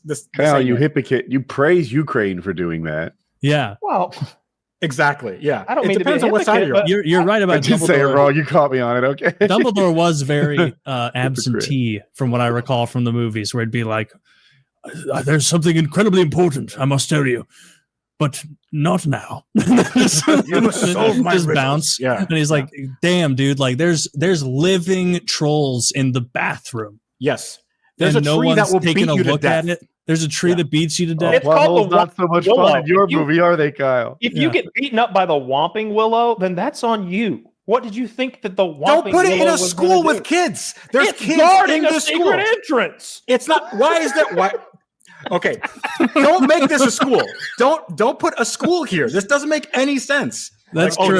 Don't go in the woods because you'll get eaten by spiders or bludgeoned to death. Sending your kid to Dumbledore Hogwarts inherited is the only school. like It wasn't his idea to put it's it like there. it's only a barely safer school than like that LeBron James school, where like everyone's like, "Nah, we're not learning to read. We're doing Have you gang seen that stuff." bit? So Key and Peele did a whole bit where it's a Harry Potter wizarding school, but in Compton. That's pretty funny. They're all going through metal detectors and shit. That's funny. I mean, they needed metal detectors at the regular Hogwarts because a lot of those they were giving those kids too much power. Yeah, I got no complaints about Dumbledore, but the whole like premise of the books is that they're every year returning to a school that is very dangerous to attend. Also, dangerous. the universe in which this like this universe establishes that you could, against somebody's will, turn somebody into like an animal or like some inanimate object. Sure. And it's nuts because like, what if you were like a piece of shit? Like, what if you were a bad person? And so right. But like, I feel like Voldemort could have done way worse, like way worse. Imagine if you're a guy and then you wanted to like, he tortured devil's parents to death. Oh no. Oh, no. Well, he didn't do it. No, Bellatrix Lestrange did. Yeah, but she works for him. This is like she went to Hitler jail. out. Leave Hitler out of this. This was Gerbils' mistake. Like this is a. I'm not saying he didn't do. operation. I'm not saying he didn't do anything wrong. I'm saying that because of Dumbledore's negligence, I think that he is the bigger villain. And even in death, after Harry Potter died, he got Avada Kedavra and he went to heaven. And then he talked to Dumbledore, and Dumbledore still wouldn't give him a fucking straight answer. So because he couldn't. Because if you tell Harry Potter what's going on, then he won't. Then things won't play out the way they're supposed to. Harry Potter. Is Why raised not? Well, he's a sacrificial lamb. You can't tell a 7-year-old, oh, well, in about 7 years, you're going to die at the right time so that evil can be defeated. And the soul of the now flying high Jesus Christ, Franklin the Turtle. So to start the show, we're going to have 35 minutes of silence. Franklin the Turtle. Damn shame, everyone. It is. I think most people don't know what we're talking about. I talked about it on PKN, which is a much smaller audience. I was live streaming Tuesday, and Colin taps on my shoulder, and he's like, "Dad, there's a turtle in the pool." And I'm hoping this is just informative, as if it's not like every other piece of information, which is just a clue that I have a problem to solve. Mm-hmm. But sure enough, it's Dad. Fix this. So I go to the pool and I take out the net and I get the turtle out, and he's not moving, but he's alive. He seems alive. Like, we all know what a dead turtle from the bottom of a pool would look maybe bloated and disgusting or whatever. A dead turtle on land would be dehydrated and busted. This looks like a healthy turtle that chooses not to move. So Jackie starts researching it. He says they play dead. I'm like, well, my turtle's fucking awesome at playing dead, like world class. And anyway, so I start like waving his hands and nodding his head, and there's not a lot of movement there, but he just seems alive. So I put him in a box next to me, give him some lettuce. Chat says, Woody, I don't think the turtle enjoys your air conditioning as much as you do. This isn't what you want. He's probably cold. They're cold-blooded. So I take the box, I put it outside in the shade. Not cooking him, but he's there. He's got his lettuce, whatever. I check on him 3 hours later. He hasn't moved a millimeter, not at all. So I declare him dead. And I bring the turtle back. I got him on camera. I'm like sort of shaking his hand, nodding his head. He's not moving, but he seems like he's disgraceful. So I brought the dead turtle back on stream, and we did a little "Hello, my baby," "Hello, my honey," "Hello, my ragtime gal" with him. Right? This is Twitch. They allow this. They kicked me off for saying this is terrible. Turns out they do. So anyway, I start pulling his head out because it's all tucked in, like he's uncircumcised, and I pull his head out, and he pulls it back at me, and I'm like, whoa, I'm jarred, or whatever. He's alive. If you pull his head out to full extension, he pulls his head back. He doesn't seem to like that. Maybe he feels vulnerable. So I'm like, this turtle's definitely, he's alive. He's kicking. We got it.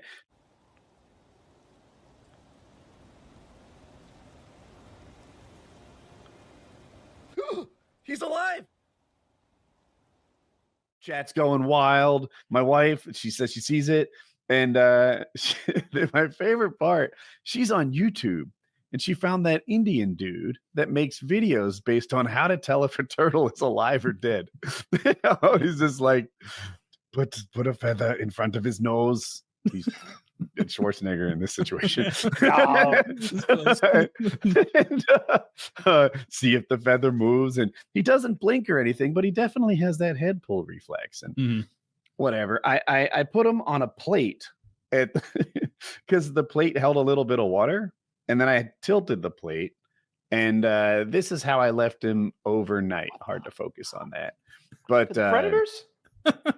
Well, he's in the front garden. I'm worried about predators, but I thought maybe tucking him near the house would help him a little bit. And the plate has water because my concern is that he's thirsty. He hasn't been drinking. He had plenty of water. He did, but that was like 6 hours ago. I need to drink. Drowning this whole time. It turns out turtles can hold their breath for like 5 to 6 hours. My guess is it was more than that. I don't know. Maybe Jackie thinks he was brain dead, but we put him in there and we let him sit overnight. How would you test that? He responded to stimuli, but he didn't answer any questions. So I come in the morning. Sounds like a woman. Oh my God.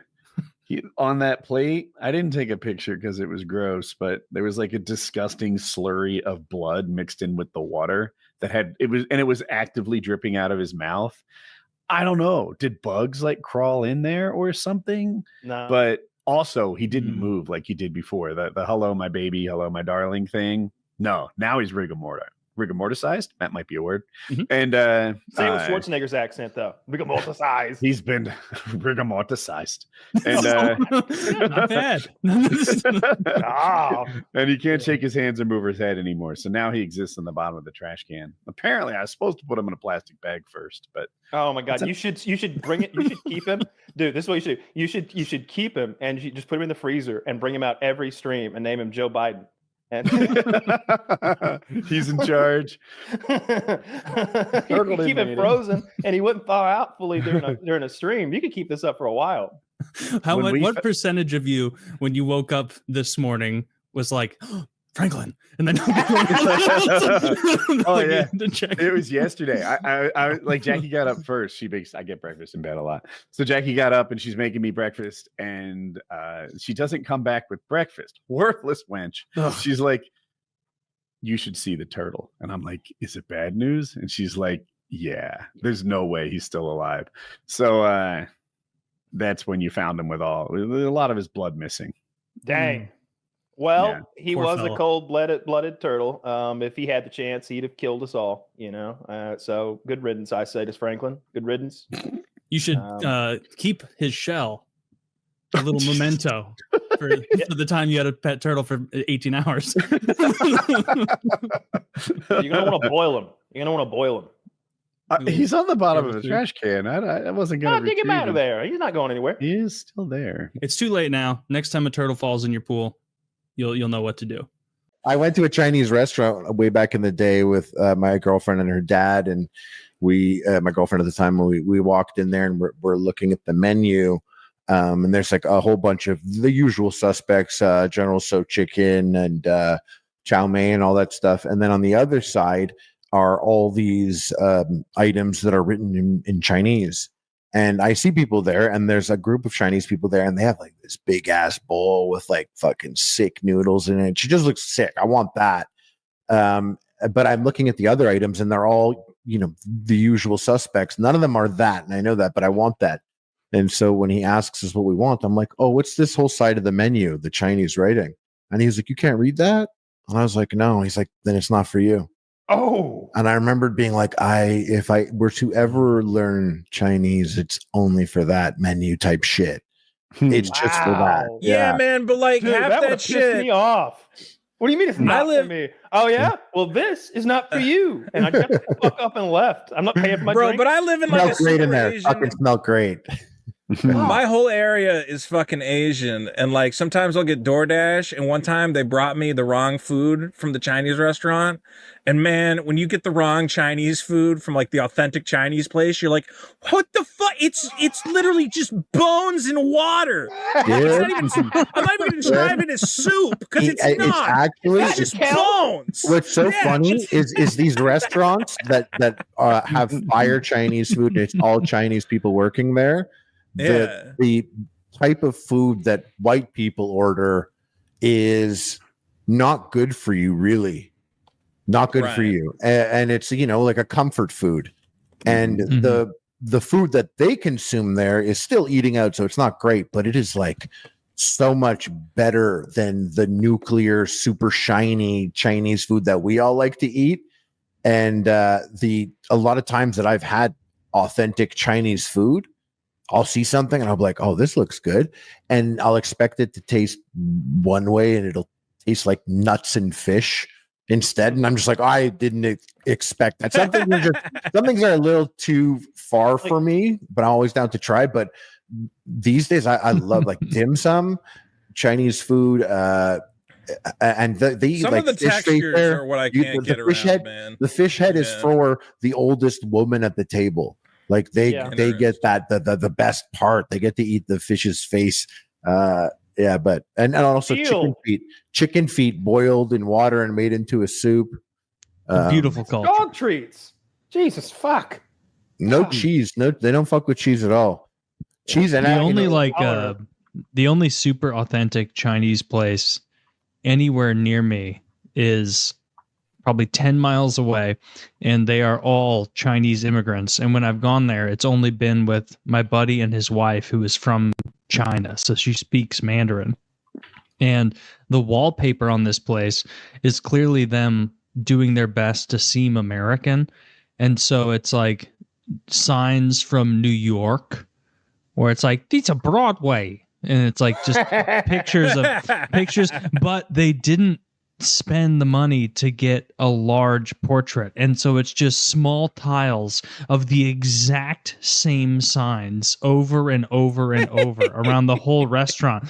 And like when I went up to a guy and was like, hey, can I get a Diet Coke? He was like, uh-huh. And I was like, all right. So I had to go back to my friend's wife and have him ask. Don't get like, Coke from Chinese people. We talked about this, Taylor. Circle back. It was fantastic. It was the best Chinese food I've ever had. He's like, hey, we so got a guy out delicious. there. He's like, I think it's time we show him that we know dumb. And he think we dumb. He think we dumb. We know dumb. Like I'm not a particularly large person. Like I'm normal size, but I was the biggest person in that restaurant by a lot. They were all very aware of it, and almost every single table spoke about it for a moment at least. Look at they must have. Oaf. Yeah, Oh, no, they do like fat retard. Oh, you want sugar chicken? Sugar chicken, come right up. They actually thought you were. No, so I got the disgusting and extra dumb. spicy fish, and it was fantastic. And they actually do what a lot of American Chinese places don't do, which is they don't leave the peppers on it, like those dried out peppers, those chili peppers.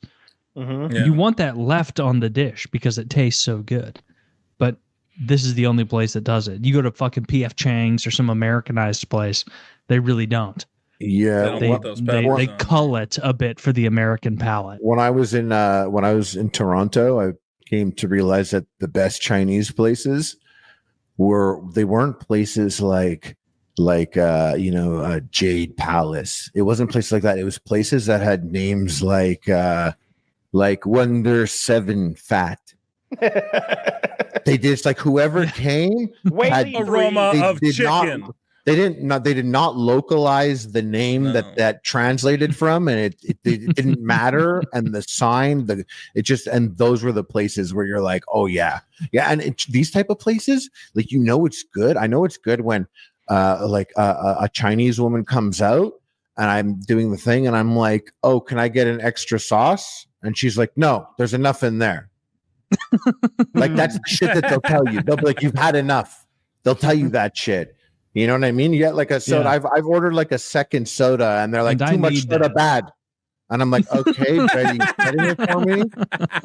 But they like it's, and that's how I knew. Like, going to like in China, some Chinese tradition, they celebrate the 100th day of the baby, and they make a big deal of it. And I've gone to a couple, and I've come to realize is like, Chinese people are fucking partying when they got soda at the table.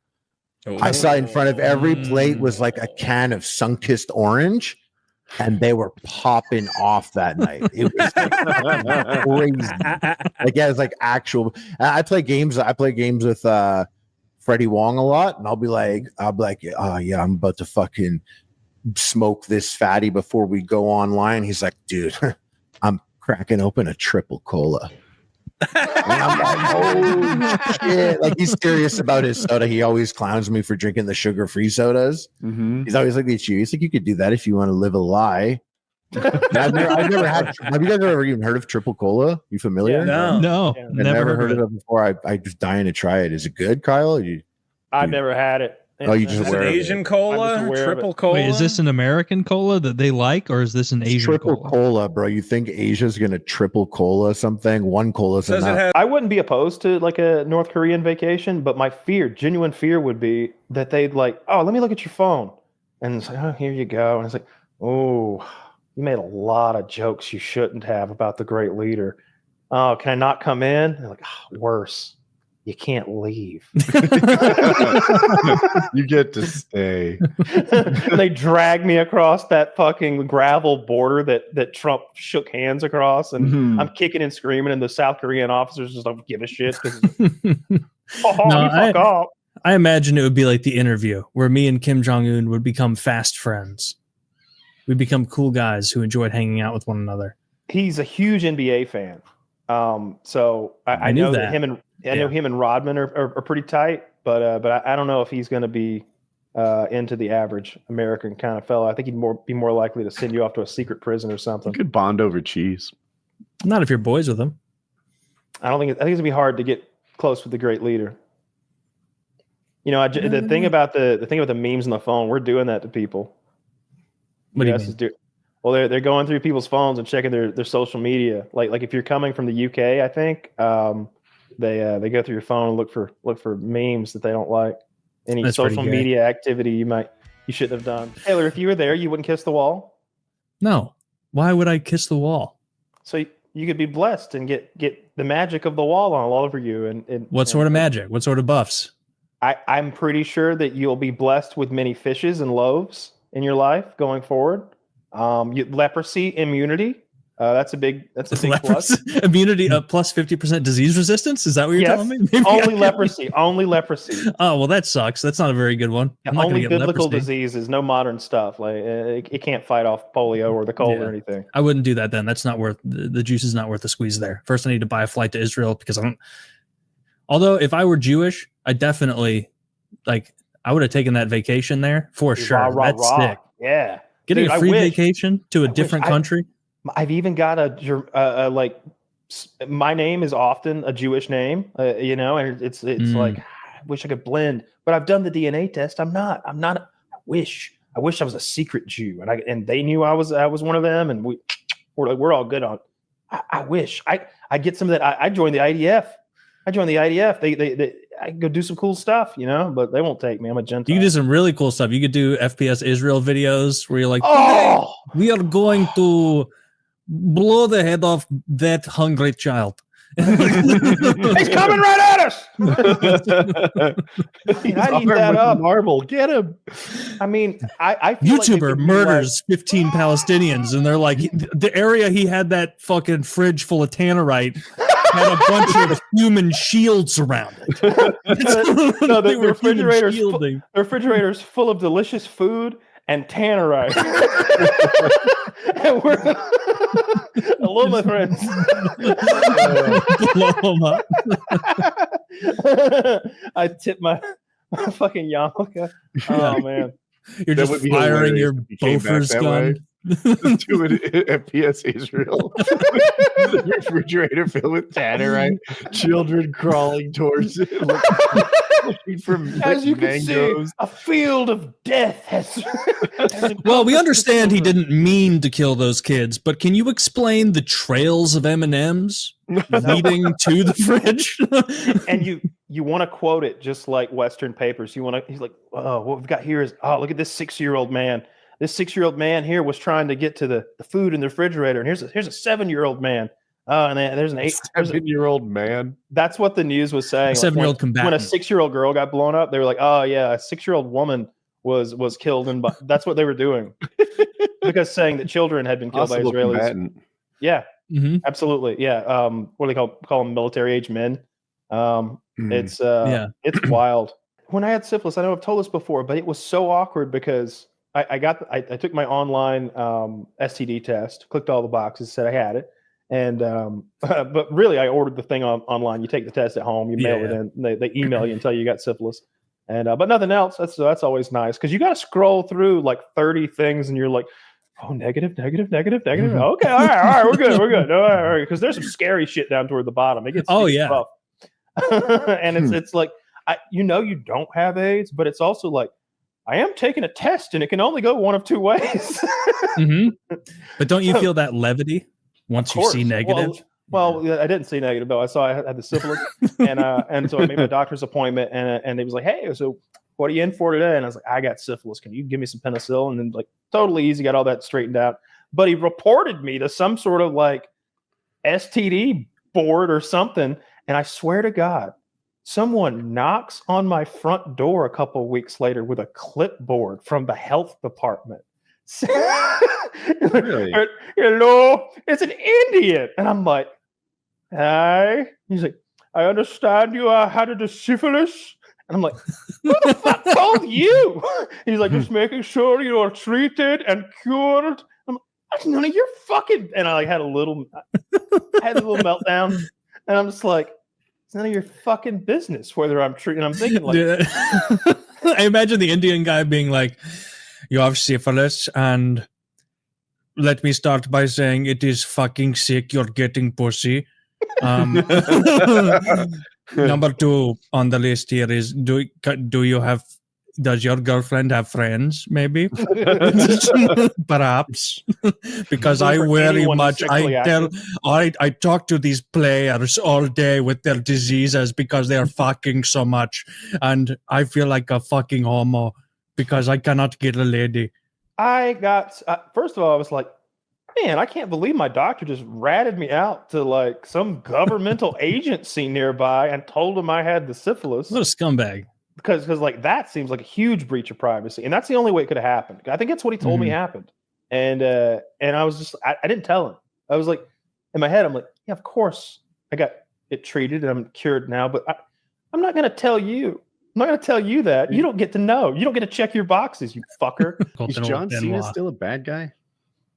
So John Cena was the good guy.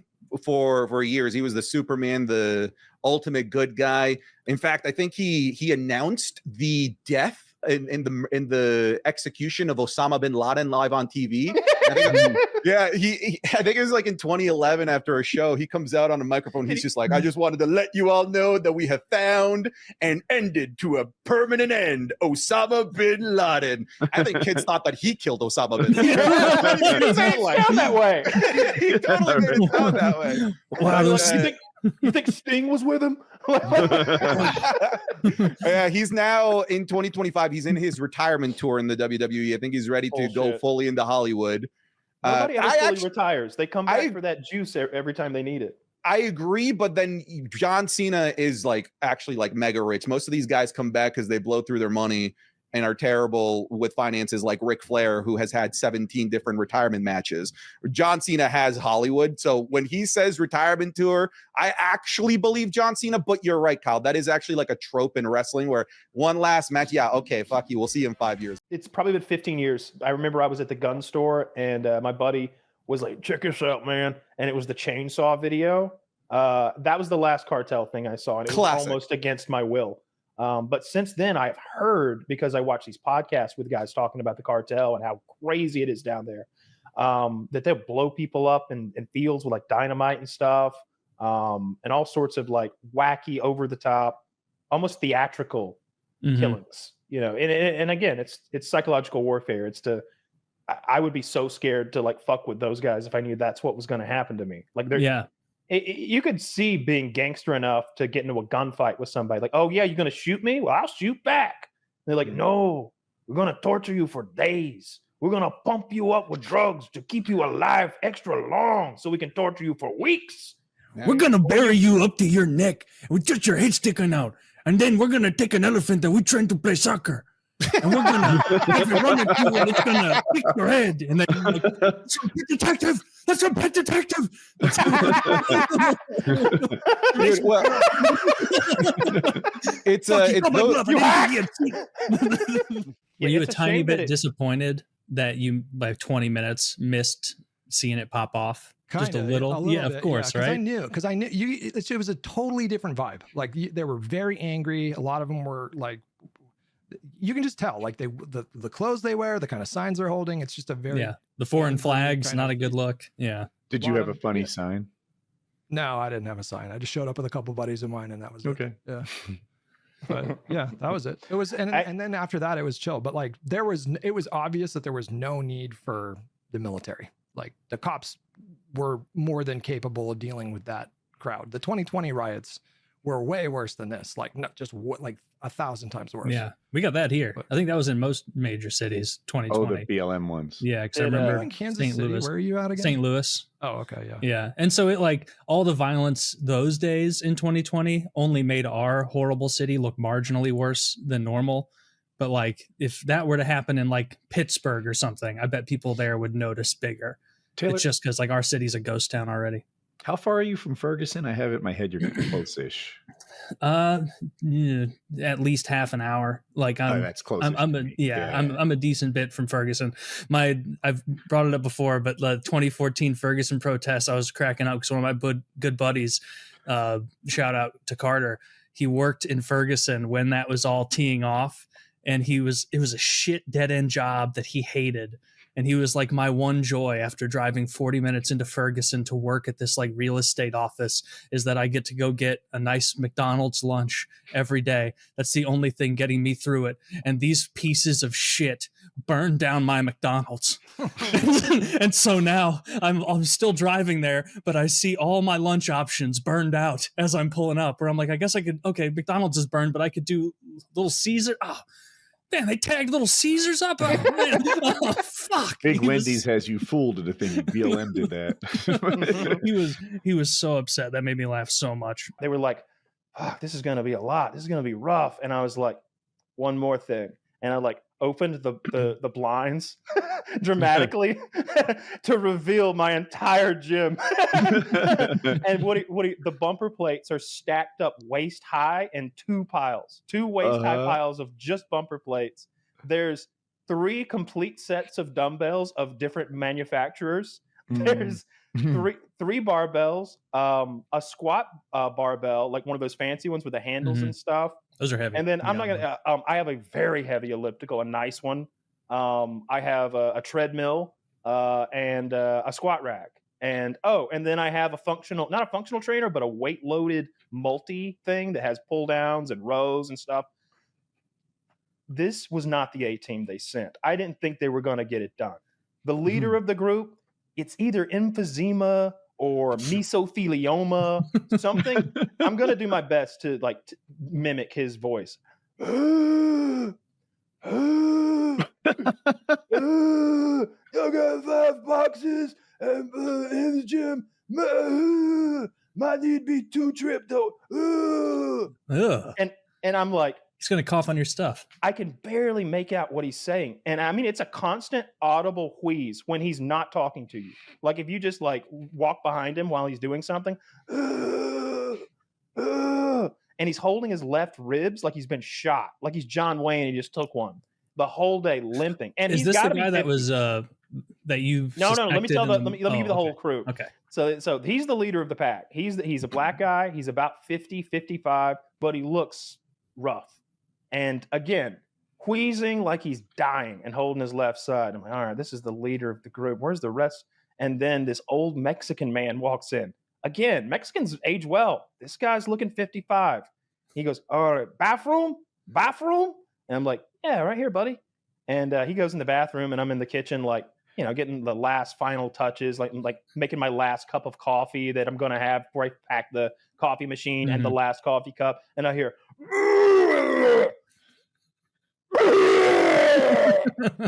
old Mexican man is vomiting violently in my guest bathroom. 50-something out partying the night before work. Let's hope that's what. And he's a mover.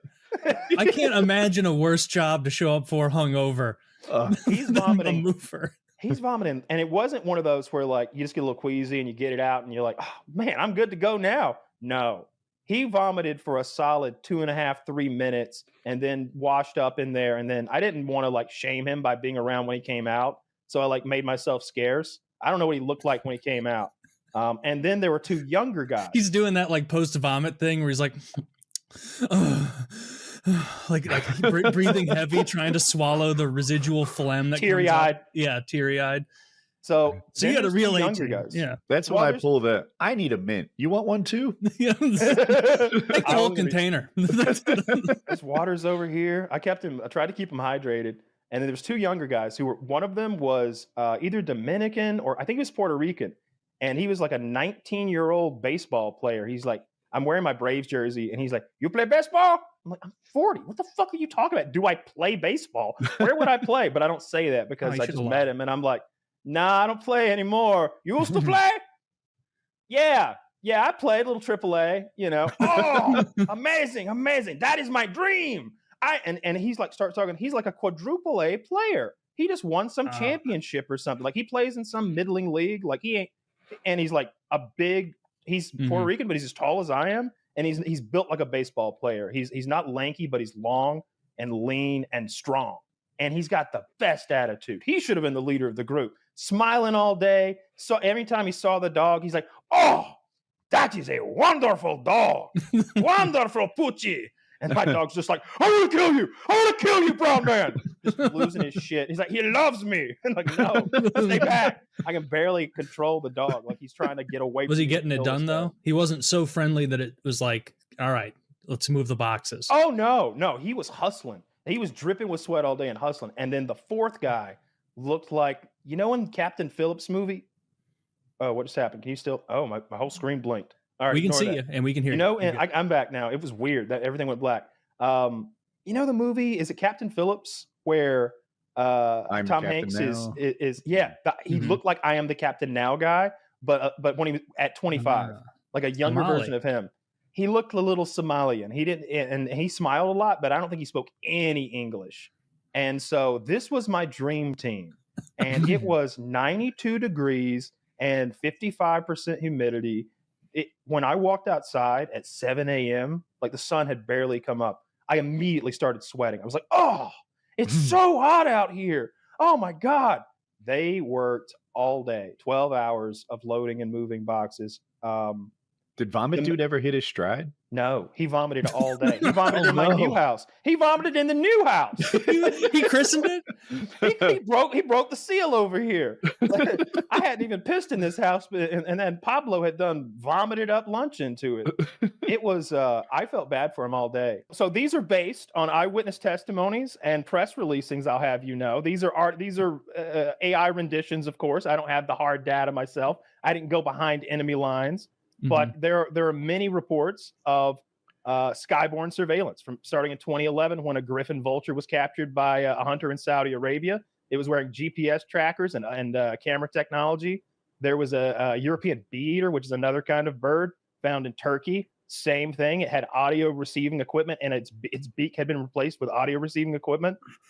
There was an eagle shot down in Lebanon that was declared by Lebanon to be an Israeli spy.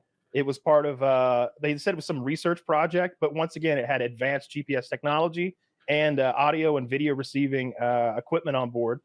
Are you you're still showing the eagle? So go to the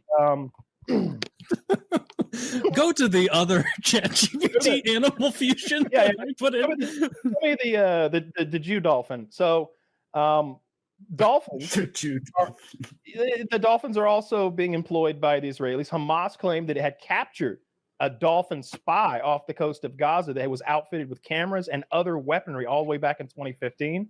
And there's also another alleged dolphin that was deployed to intercept Hamas naval commandos in 2022.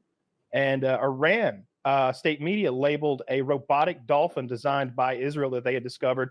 The IDF offered no official comment. And one of those neither confirmed nor denied type things. There's also, show them the shark.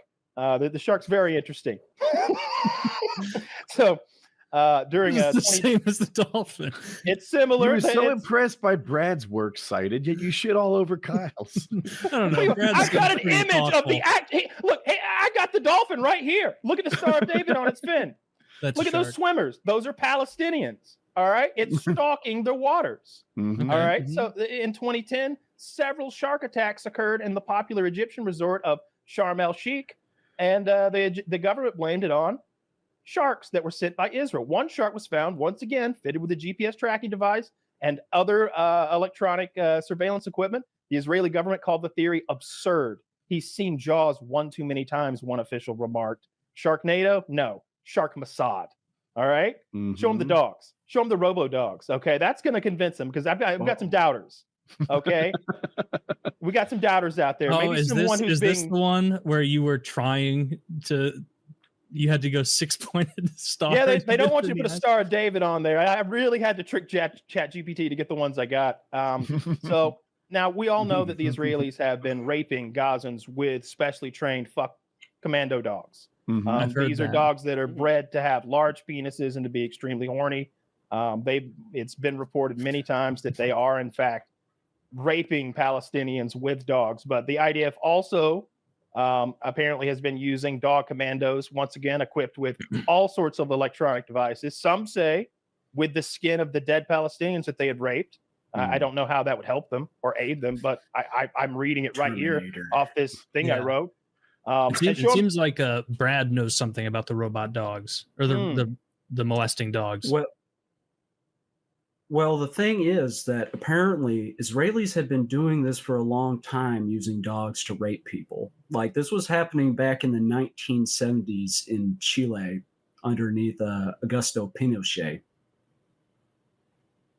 Yeah. Yeah, I have that right here in my notes. Crazy shit. No, you fucking don't. Yeah. Show up the lizard, Zach. So, February 18th, senior Iranian military advisor accused Israel and the West of using lizards and chameleons to detect uranium. He claimed that their skin is absorbing atomic waves and revealing the locations of nuclear facilities. The international scientific community widely quiet on the issue. Okay, almost suspiciously too quiet. Cold-blooded to Cold War. Nuclear lizards. That's the future. And of course, and this is that is a spy cow. I found no evidence of spy cows, but I thought it'd look cool. You were on a roll with the images, so you just let it ride. They really should have put the Star of David on the cow if it was to be a spy. It's really giveaway. Well, hey, it's kosher. It's kosher. Exactly. The idea was that the Palestinians thought they had stolen an Israeli cow and they had made it one of their own, when in fact it was a spy cow. Now show them the pig, because that's based on evidence. How many do you have? Well, look, the Israelis employ a suite of cyborg animals for a number of nefarious purposes. Kyle, these are all just pictures of robot animals with a Star of David on it. And you can see that it's stomping through a vineyard in the settlement region of Palestine. They use these pigs. This is factual. Okay. It's documented. I believe you. In 2014 to 2016, Palestinian Authority President Mahmoud Abbas accused Israelis of releasing wild boars to, quote, terrorize farmers and destroy crops. A 10-year-old the same year was reportedly attacked by one of these boars in the West Bank, reinforcing local suspicions of international release by settlers. That sentence doesn't make any sense. ChatGPT is not always the best. December 2022. A village elder from Yanun, which is a place we all know, claimed that Israeli cows were being recruited and trained as right spies. There in El Noon. Okay. Yeah, right there, downtown El Noon, right by the quick stop.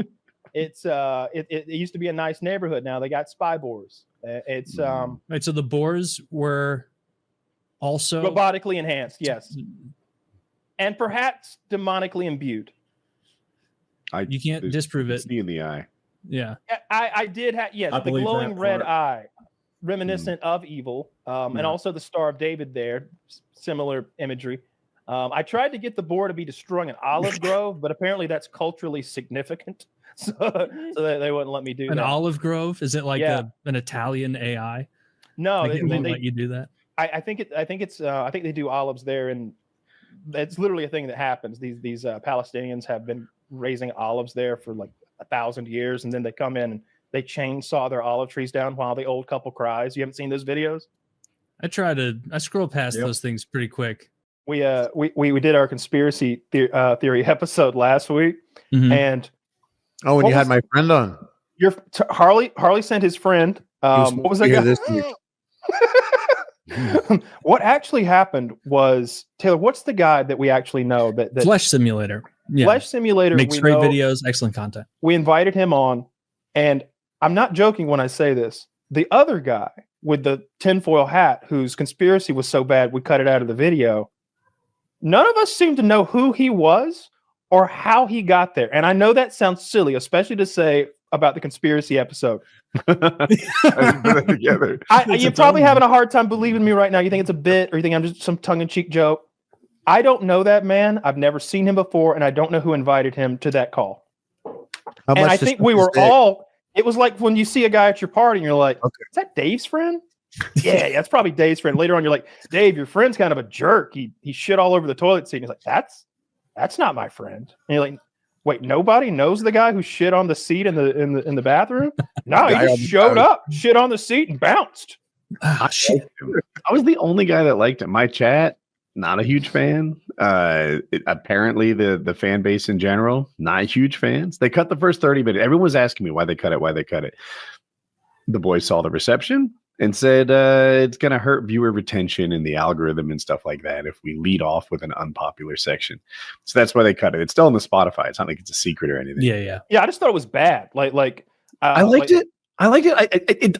It started as a slow burn. Like, why do I care about cotton allotments in Texas? And then it grew and it grew and it got all the way to the president and the murder. And then I was here for it. But I'm the only one. I struggled to read. Reading was not like as easy as you make it out to be. Sometimes it's tough. Oh my God. He was like a third grader. He couldn't get through his paragraph. You got to pre-read those, dude. It was, look, it's not like any of us really knocked it out of the park with a grand slam or anything. I don't think any of them were quite as good as my or Taylor's, even Helen Keller shutdown. But that was a swish. I love that. His was so bad. I couldn't stand it. I was sitting there just the whole time like, when will this be over? Please. But the funny thing is, I don't know how he got in the call. Do y'all, I'm genuine, I'm serious. Do y'all know how he got in the call? I would imagine that Flesh Simulator maybe brought him. I don't know because That's the leading theory. Because like I didn't even consider that. I didn't want to throw Chiz under the bus. I assumed Chiz booked him. Well, I mean, if he showed up, I'm sure Chiz did. But like, I thought I'm not. Maybe not. Sometimes guests bring like their sons or their buddies who are like. I didn't know I could bring people, dude. I'm gonna start fucking showing up with weirdos. Don't. Start bringing people. I'll be the only one that likes them. Yeah, it was really just a thing of like, after that episode went live, and it wasn't even live. It was like the preliminary live. He was getting so much hate, so much like negative feedback that it was like, you know what? This guy seems like a good guy. Maybe let's not make it go live to where an even larger audience will be fucking with him and being mean to him. Say mean things. Do you think they would? I doubt it. Do you think your audience would say fucked up stuff? These guys are conspiratorially minded. Can I just say the highlight was Woody's hat, and I want to highlight that hat one more time. Woody, do you have the hat within arm's reach just so Harley could see it? Harley, of course, put on 10. We were like, I told the guys, I was like, let's do tinfoil caps for the conspiracy theory episode. That's always funny. Yo, dude, you should wear that to Shambhala. If I saw you at Chumbala with that hat on and that shirt, I'd be like, this guy gives the best head, I bet. This guy can make me nuts so fast. Right here, I bet.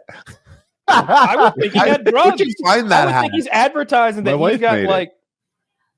It looks great. I literally had a tinfoil hat next to me that whole episode, and I wouldn't put it on. Your hat, Taylor. After this, don't even. I was show me your humiliated. hat I was embarrassed. My tinfoil hat was absolute ass compared to Woody's, and so I just left it right there on the corner of my desk. It was Kyle's idea. Kyle's like, "Hey, I think we should show up with tinfoil hats," and I'm like, "All right, I'm on. Say less. I'll do it." And then I'm the only one that wore their tinfoil hat. What happened was I didn't have any aluminum foil, but what I was gonna make was like Captain Crunch has that Admiral's cap. Yeah, I found a TikTok for how to make one of those out of aluminum foil, but I feel like that would have paled in comparison to Queen Elizabeth over there. The Neanderthals were raping the Homo sapien women. Yes, or maybe there's like a BNC kink out there, that big Neanderthal cock, and there's a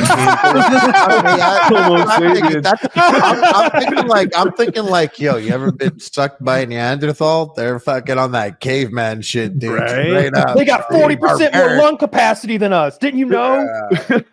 You can still see people with a huge amount of Neanderthal ancestry. Zach, right here, show dude. this picture. It's an eBay photo, but Oh just my show God. the fucking photo. And this guy is the most Neanderthal person. Oh I've yeah, met. I see that and I Neanderthal hits for me. Like I'll see a little Chinese man, and I'm like, oh no, dude, you know I'm Neanderthal. I just noticed the face of the guy he's punching. He fucks me. That's brutal.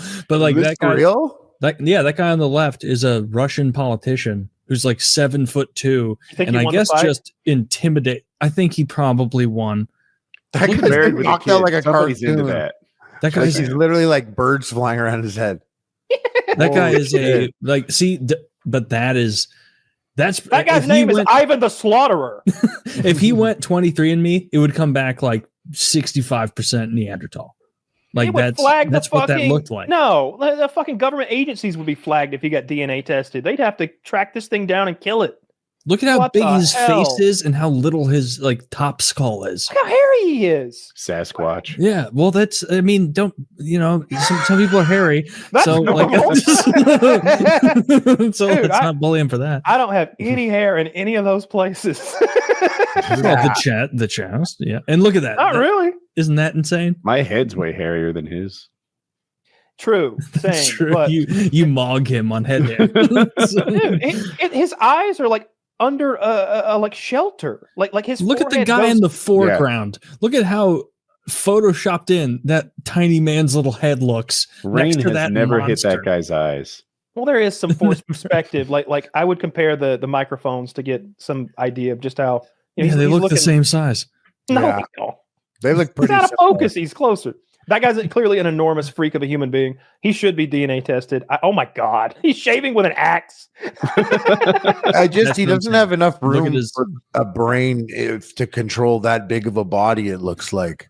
You think he has a deficient brain pan? You're going phrenology with it. Yeah, I bet that skull is really thick. Also, I've got a whole book I can share with you. That brow clearly is. There's like bones stacked up on the front of his brow. I got that. I have a brow like that. I got some Neanderthal. You certainly do not. If you turn to the side, you do no. not Look at this. I do brow. have a brow, but this guy's is obviously way more insane. But like, I see my brow, and I see some people have far flatter foreheads than me, and I'm just like, He doesn't look like it's the same species as us. If I'm being like I'm looking at the picture of the Denisovans, and they look more human than this guy. This guy looks like one of those Desonovans or whatever. Denisovans. Like, because weren't they supposed to be like giant humans? I don't know that they were supposed to be like giant humans. Oh. I think we were all like 5'5" or something back then.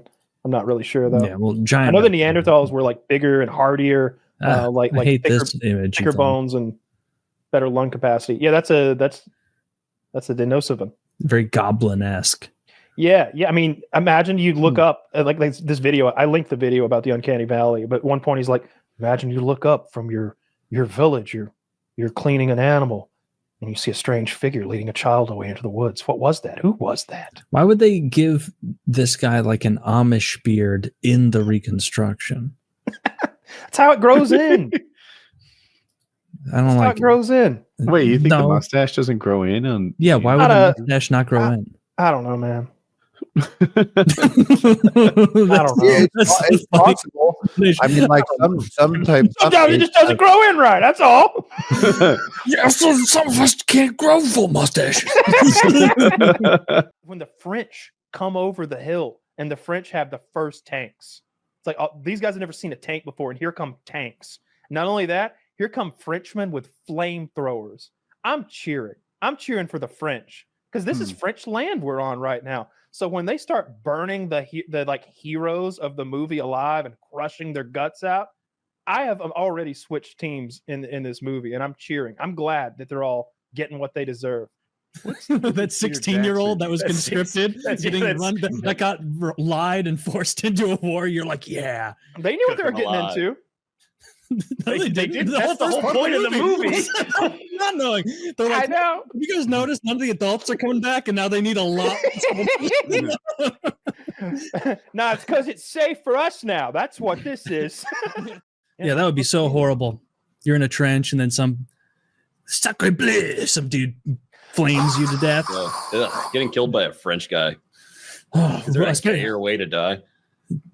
Yeah, getting fucked by a French guy. A flamethrower is like a horrific way to die. I think on Iwo Jima the mortality rate for flamethrower guys was 93%. Matter of opinion. 93% of the flamethrower guys on Iwo Jima died. Yeah, the dude in Saving Private Ryan gets fucked up. Don Graves, rest in peace, was a flamethrower on Iwo Jima that the Unsubscribed podcast had on. So I met him and talked to him. And he was a little dude. He's an old man now, but back in the day, I think he was like 5'6" or something, weighed like 110 pounds soaking wet. Small target. Well, those canisters, they basically, in flamethrowers, because the death rate was so high, it was like if your commanding officer hated you, then they were like, here, put this on, retard. Go have fun. And so he had like this 80-pound canister of gas. And that dude, like I said, he passed away very recently. He was like 101 years old. But he was nostalgic for cooking. They actually had to censor a part of the episode because he called him. And apparently that's a slur, even though I would argue it's an abbreviation of Japanese. I can think of 15 more offensive ways. Yeah. I was like, N, G, Z. But yeah, he's talking about cooking them, and he's like, yeah, we'd go up, we'd charge up that hill, and you just let loose, and you hear them screaming, and that was that. I'd say I was going. What I said back then was tempura mode. Fry their asses.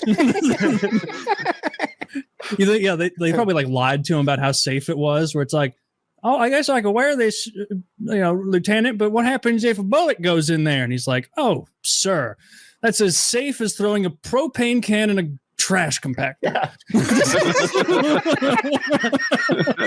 It will suddenly no risk not at all. become your problem. It's hot out. That's why there's gas. Well, he said apparently they like If you creak say and so. moan from the pressure changes. They like creak and moan. So you've got this canister of explosive liquids on your back, and then like when you pull the trigger, which again it's spewing liquid flame out the front, so it's boiling fucking hot, and you're on a tropical island. Mhm. And then he's like, yeah, you could hear it like shrinking and growing. He's like, yeah, this might be it for me. Oh, I would want to be a radio guy so that at any time I could be like, they'd be like, The gay Sergeant, where's the reinforcements coming? And I'd be like, I've got no reception here, but I know I one's do. not picking up. Do you know where I get great reception is the mess hall. Here, clear as a bell in there. Clear as a bell. I'm gonna pop back. I swear, I am not leaving again.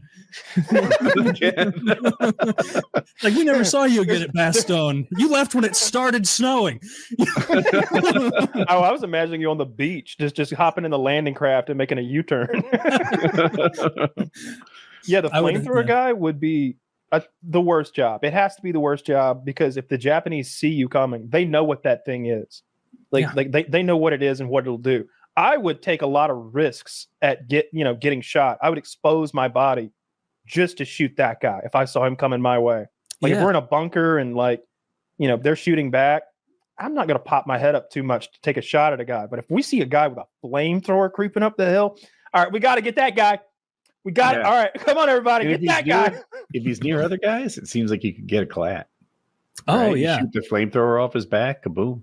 Maybe. So you remember that Urukai where they're like, bring it down. Just running with the flame. That's exactly what the situation would be because it's like, all right, I have to keep my head popped up because if not, we're going to die the most horrific death imaginable in about 40 seconds.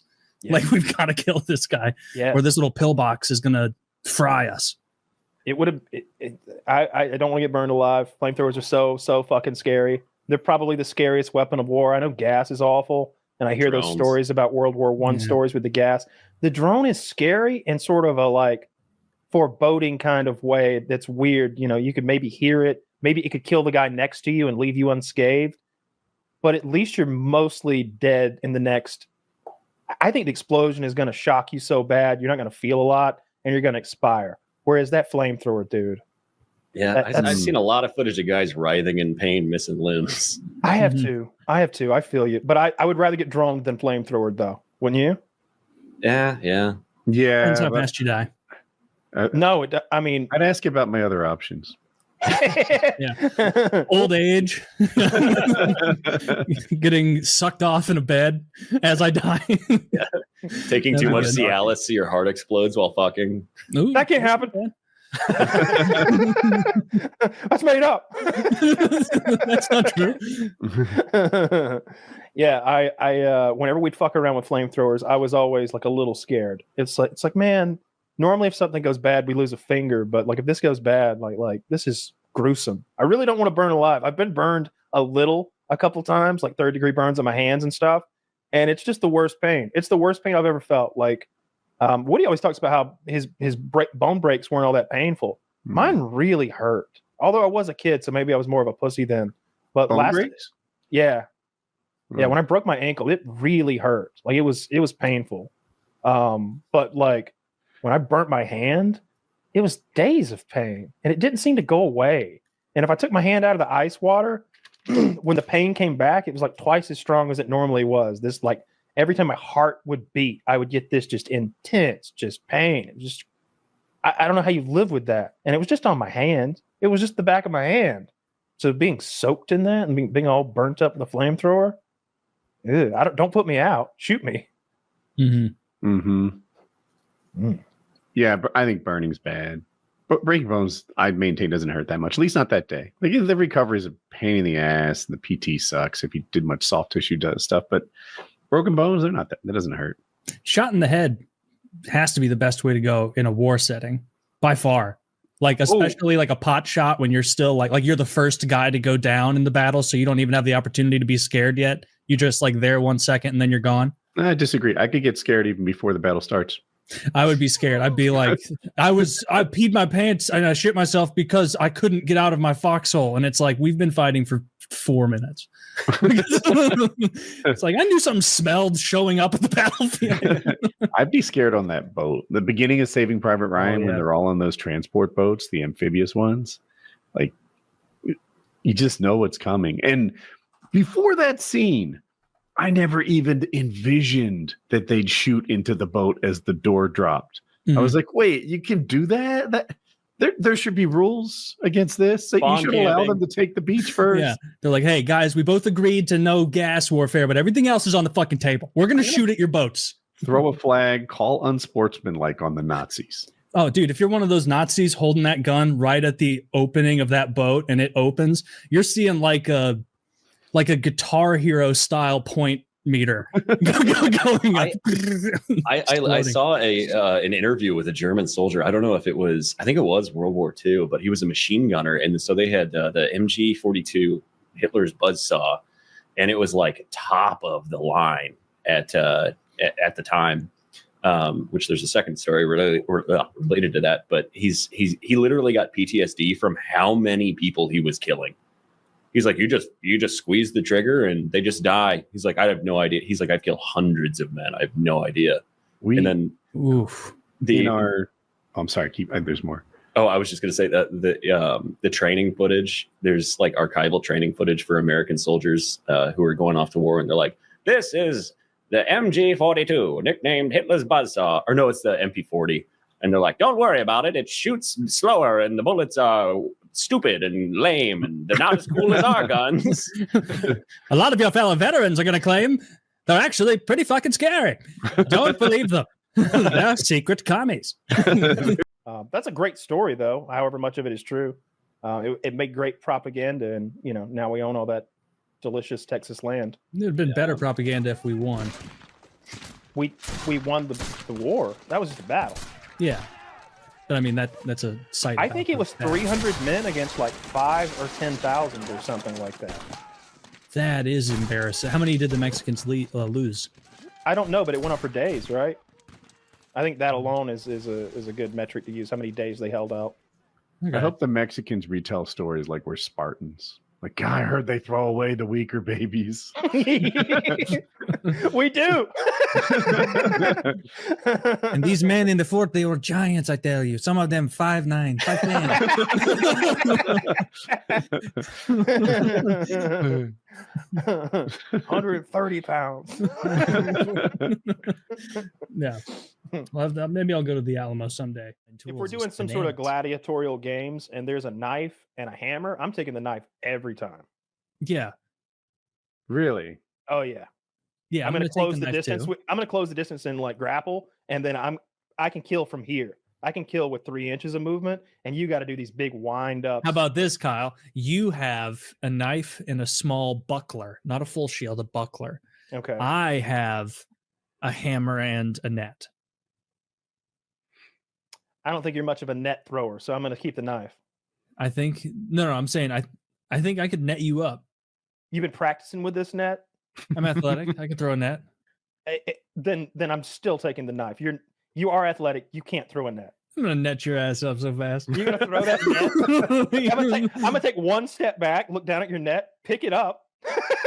No, I wait until you get and you're gonna discover that I am a netsman. I don't throw the net like a retard. You hold on to one side of it and then you bog the other person down. I throw it over you and then I pull down while I'm backing up, and now you're off balance. And now the hammerman's, taking numbers. I unsheathed my katana and sliced the net in half. Now what you gonna do? Damn. It's an even tougher net. That can't be sliced. I think that net is a very difficult thing to do. That Retiarius net and spear thing would be a very high skill fighting style, I think. Well, I put hammer and knife. If I'm the Retiarius, that means I get a trident. Ooh, no, I don't want to fight your ass a trident. With a net and a trident. I'm gonna go whop. I'm not afraid of the net at all, because again, I don't think you can operate that net, but I'm terrified. What makes you say that? You've never What about thrown one me? before? Says I can't throw a ready area snap. He's gonna never in your practice on his life- girlfriend with a comforter. No, you've never seen one before. I hold on to one side of it. I rope you up, pull you down. No, And then I there's go. a there's technique to that ready Arias Grabs. net. There's a casting motion. There's a grip. There's a whole thing. You wouldn't know what Okay, you're doing. well then you won't know what the fuck to do with the Murmillo setup. I know what to do with a blade. I'll hack and slash. No, you're not. You're gonna be caught up in the ropes. You're not catching me with that net. You would never net me.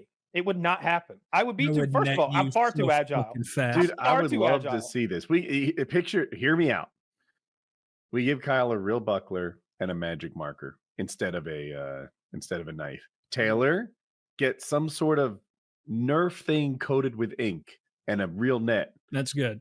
And then we see who gets marked up. Yeah, you're gonna get marked up. I'm telling you, I would. You're gonna have ink all over your Bubba. midsection. I'm gonna mark your ass up. I would tie up your right hand with my left, and I would stab you in the ribs, and that would be the end of it. Would you do that before or after? You're on the ground, tangled. Chat's right. Like We need I to would go happily let you PKA. take me down. I would happily let you take me down and get into my guard. And again, I would isolate your if hammer that hand, happens, and I'm I gonna would stab headbutt you to death. I would gladly eat your headbutts while I freely stab your midsection. You'll choke Go on for your it. own teeth. Go for it. Oh, I'll spit my teeth on your corpse after you've been stabbed to death, friend.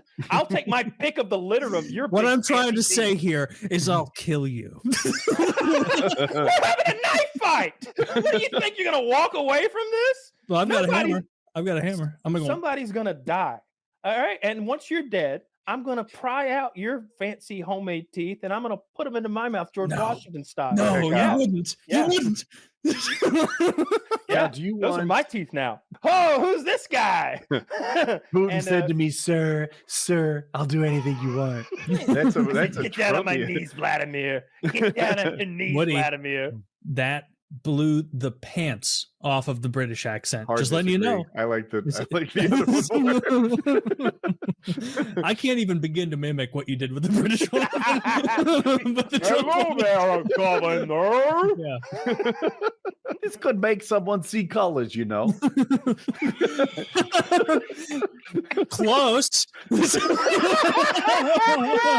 best effort. I'm trying here. Oh, I loved it. I really appreciate the effort. That you was know? a Welsh accent, I believe. You were close though. Yeah, that was. You fuck up an English one, just say you're Welsh. That's perfect. I'm trying to join in. Yeah. I love it. I wish you'd jump in with accents more. No, fucking Trump sucks now. All he does is try to shut down free speech if you're insulting Israel or you're not on board with that agenda, and not stopping wars, involving us further, continuing to fund the Ukraine shit, giving Israel as much money as they can ask for. It's just ridiculous. Yeah, I like Enough. some of the stuff he's doing. I don't like a lot of the stuff he's doing. Fake deportations, the bullshit numbers. They won't even post the numbers anymore because they're doing such This guy a with piss poor job. deportations. He's going after it as hard as he can. Oh, is he? Is he? Yes. What order does he need to give? Well, I got $50 billion and I can't get it done yet. I'll eat my hat if he actually takes off and it's actually meaningful. But until then, I don't think I don't know what more you want him to do with the Eating Taylor's deportations. hat is a feast. It's a big hat. It's a big hat. It's a big hat. Look how far it's brought out in the snaps. Holy shit, that can't be real. Oh, God, you ruined it. There's only 3 pegs in there. I honestly thought you had some sort of hat extension device. I thought that was a joke hat. Like there's an extension cord. in normal the- hat for a normal guy. They act vary. of it. They all vary. Like some of them, there's so many different kinds of vape liquid and so many different kinds of vapes. Like they're all going to be doing different things, you know, and taste a little bit different. And like, oh, is it? I don't know. What it is these are my nicotine vapes, and they're all on 1 or 2%. So I just got You're like dual wielding them. Well, I know that at any moment they're each I'll probably go through all of them tonight because they're literally on 1% each of liquid left. So I've just got all 3 of them there. These are weed though. These are THC P and THC. Not A, because that's illegal here, but something else. I don't know. Are they the gas station variety? Is that where you get them? No. No. Sorry. Why don't you get them from a gas station? That's scary. Because they sell them there. I go to a smoke shop or I order them offline. I don't trust the gas station vapes. I don't know what's in there. That I was just like, wow. I imagine all of these are inordinately expensive. Yeah, I'm trying to do that now. Like back there in the back corner, standing up. It's not on the rack. It's sitting on the floor. It's really blurry, and I can really only see the outline. Is that an SVT 40? I think so. It looks almost like an SKS. Let me grab it. Yeah, they do, but they're from World War II. SVT 40, is that like a Russian gun, an American gun? Yeah, from COD 5. Oh, okay. I can't tell if it is because it was way back. I think it is. I've never seen one in real life. I'm just going off like video game knowledge. Yeah, that's an SVT 40. I'm almost positive. Or some I'm not a variant giant thereof. gun nerd, but I'm pretty sure it is. Yeah, Neato. Wild that he has that. That's awesome. Oh, yeah. Are those expensive or just I have rare? no idea. I've just never seen one before Can you outside read of what video it is? games. Is it like stamped on there? Good It'll question. be Russian, eh? Before I asked it, I was like, of course he can't. He's not wearing glasses. It's like, oh right, some people just raw dog small print somehow. SVT 1940, made in Russia. It's actually in English characters though. So, huh? All right. Modern recreation for sure. Yeah. Either way, that's neat. Is it because of the English? Because of the English, and it's in flawless condition. And and he also had it propped up back there like it didn't cost $30,000 or something. just casual, just showing up. Yeah. Okay. No, it's fucking cool. I always got to look at that. There's a golden deagle down there, and then just to make sure he knows, like that's his fancy day deagle. It looks like there's a normal one above it. Is that a Dragunov? Like two above that? Maybe. Probably not. Too short. It No, looks it's like it's in everything. It's in Tarkov, it's in PUBG. It's the fully automatic suppressed. AK-74U. No. They use it's the Special Forces rifle. VSS. The VSS, yeah. Zach commented that I stole it. Yeah. Yeah, P90, some sort of a G3. I mean, wow. He's got a fucking thumper. There's the AK-74. Accept it more easily. I play no shooters, so there's no way I would know that. Yeah. Yeah, it's integrally suppressed. It's supposed to, their Spetsnaz supposedly uses those, and maybe Don't love whatever. the look of that one. The China Lake, I noticed that from thumper. Or is that not what it's called? The China. I don't know. China Lake. I've only ever heard in COD World at War, but it's the breakdown 40 mil launcher from Vietnam, whatever it's really called. We're talking about his thumper. Yep, that's pretty sick. I think he just got that recently. There are grenades for it downstairs. I mean, they're not like live, high explosives. Do a Tony Montana. That'll get you there. Isn't he like angry? Usually, yeah.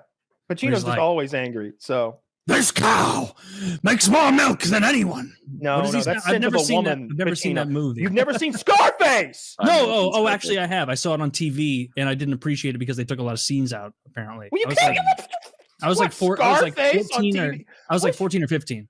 What do you? Yeah, watch King of the Hill 50 fucking times. Yeah, Taylor's lack of culture is a form of child abuse, and I feel like Kyle's just putting his finger in that wound and hurting it. Right? The fact that he hasn't seen Terminator, he wasn't raised in a good home like we were. Dude, that would be the best live PKA ever. We stream all of us watching Terminator 2, and I'm like 4 minutes in. I'm on my phone. I'm like gay. Like just Listen, I will make a separate. We can make a separate YouTube channel where we do nothing, but we watch movies Taylor's never seen. And we can and we can sit there and we can do like the commentary for Terminator 2. I would love to do that. This sounds fun. I'm safe from Mandy as well.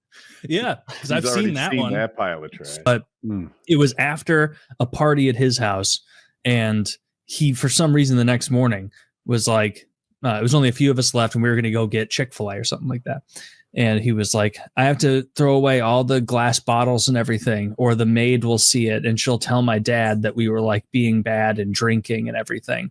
And I was like, okay, I guess that might make sense, but there's cocaine on your table. Like there's still like what the fuck, like the level, whatever.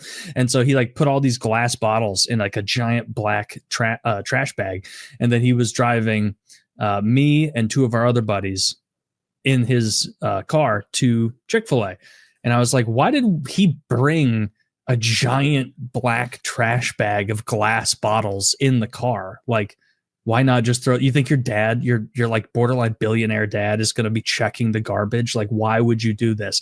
And then we were just on a public road, and he was like, "Time to get rid of it." And he just took this bag and pushed it out the window. I could like hear the like shattering of hundreds of bottles, and like the two people in the back were kind of his feelings on bicycle. You're like, my fingerprints are on those. The two people in the back were kind of his like goon friends who were always there for him no matter You are what. a prospective goon, and I didn't know them. I didn't know this side of them very well, and I was just like, oh, Jesus. Like, what are we just threw. And I remember sitting there as he's like, what are you going to get from Chick-fil-A, Taylor? Because he had like a very like vocal fry voice. And I was just like, oh man, spicy chicken. Like, what the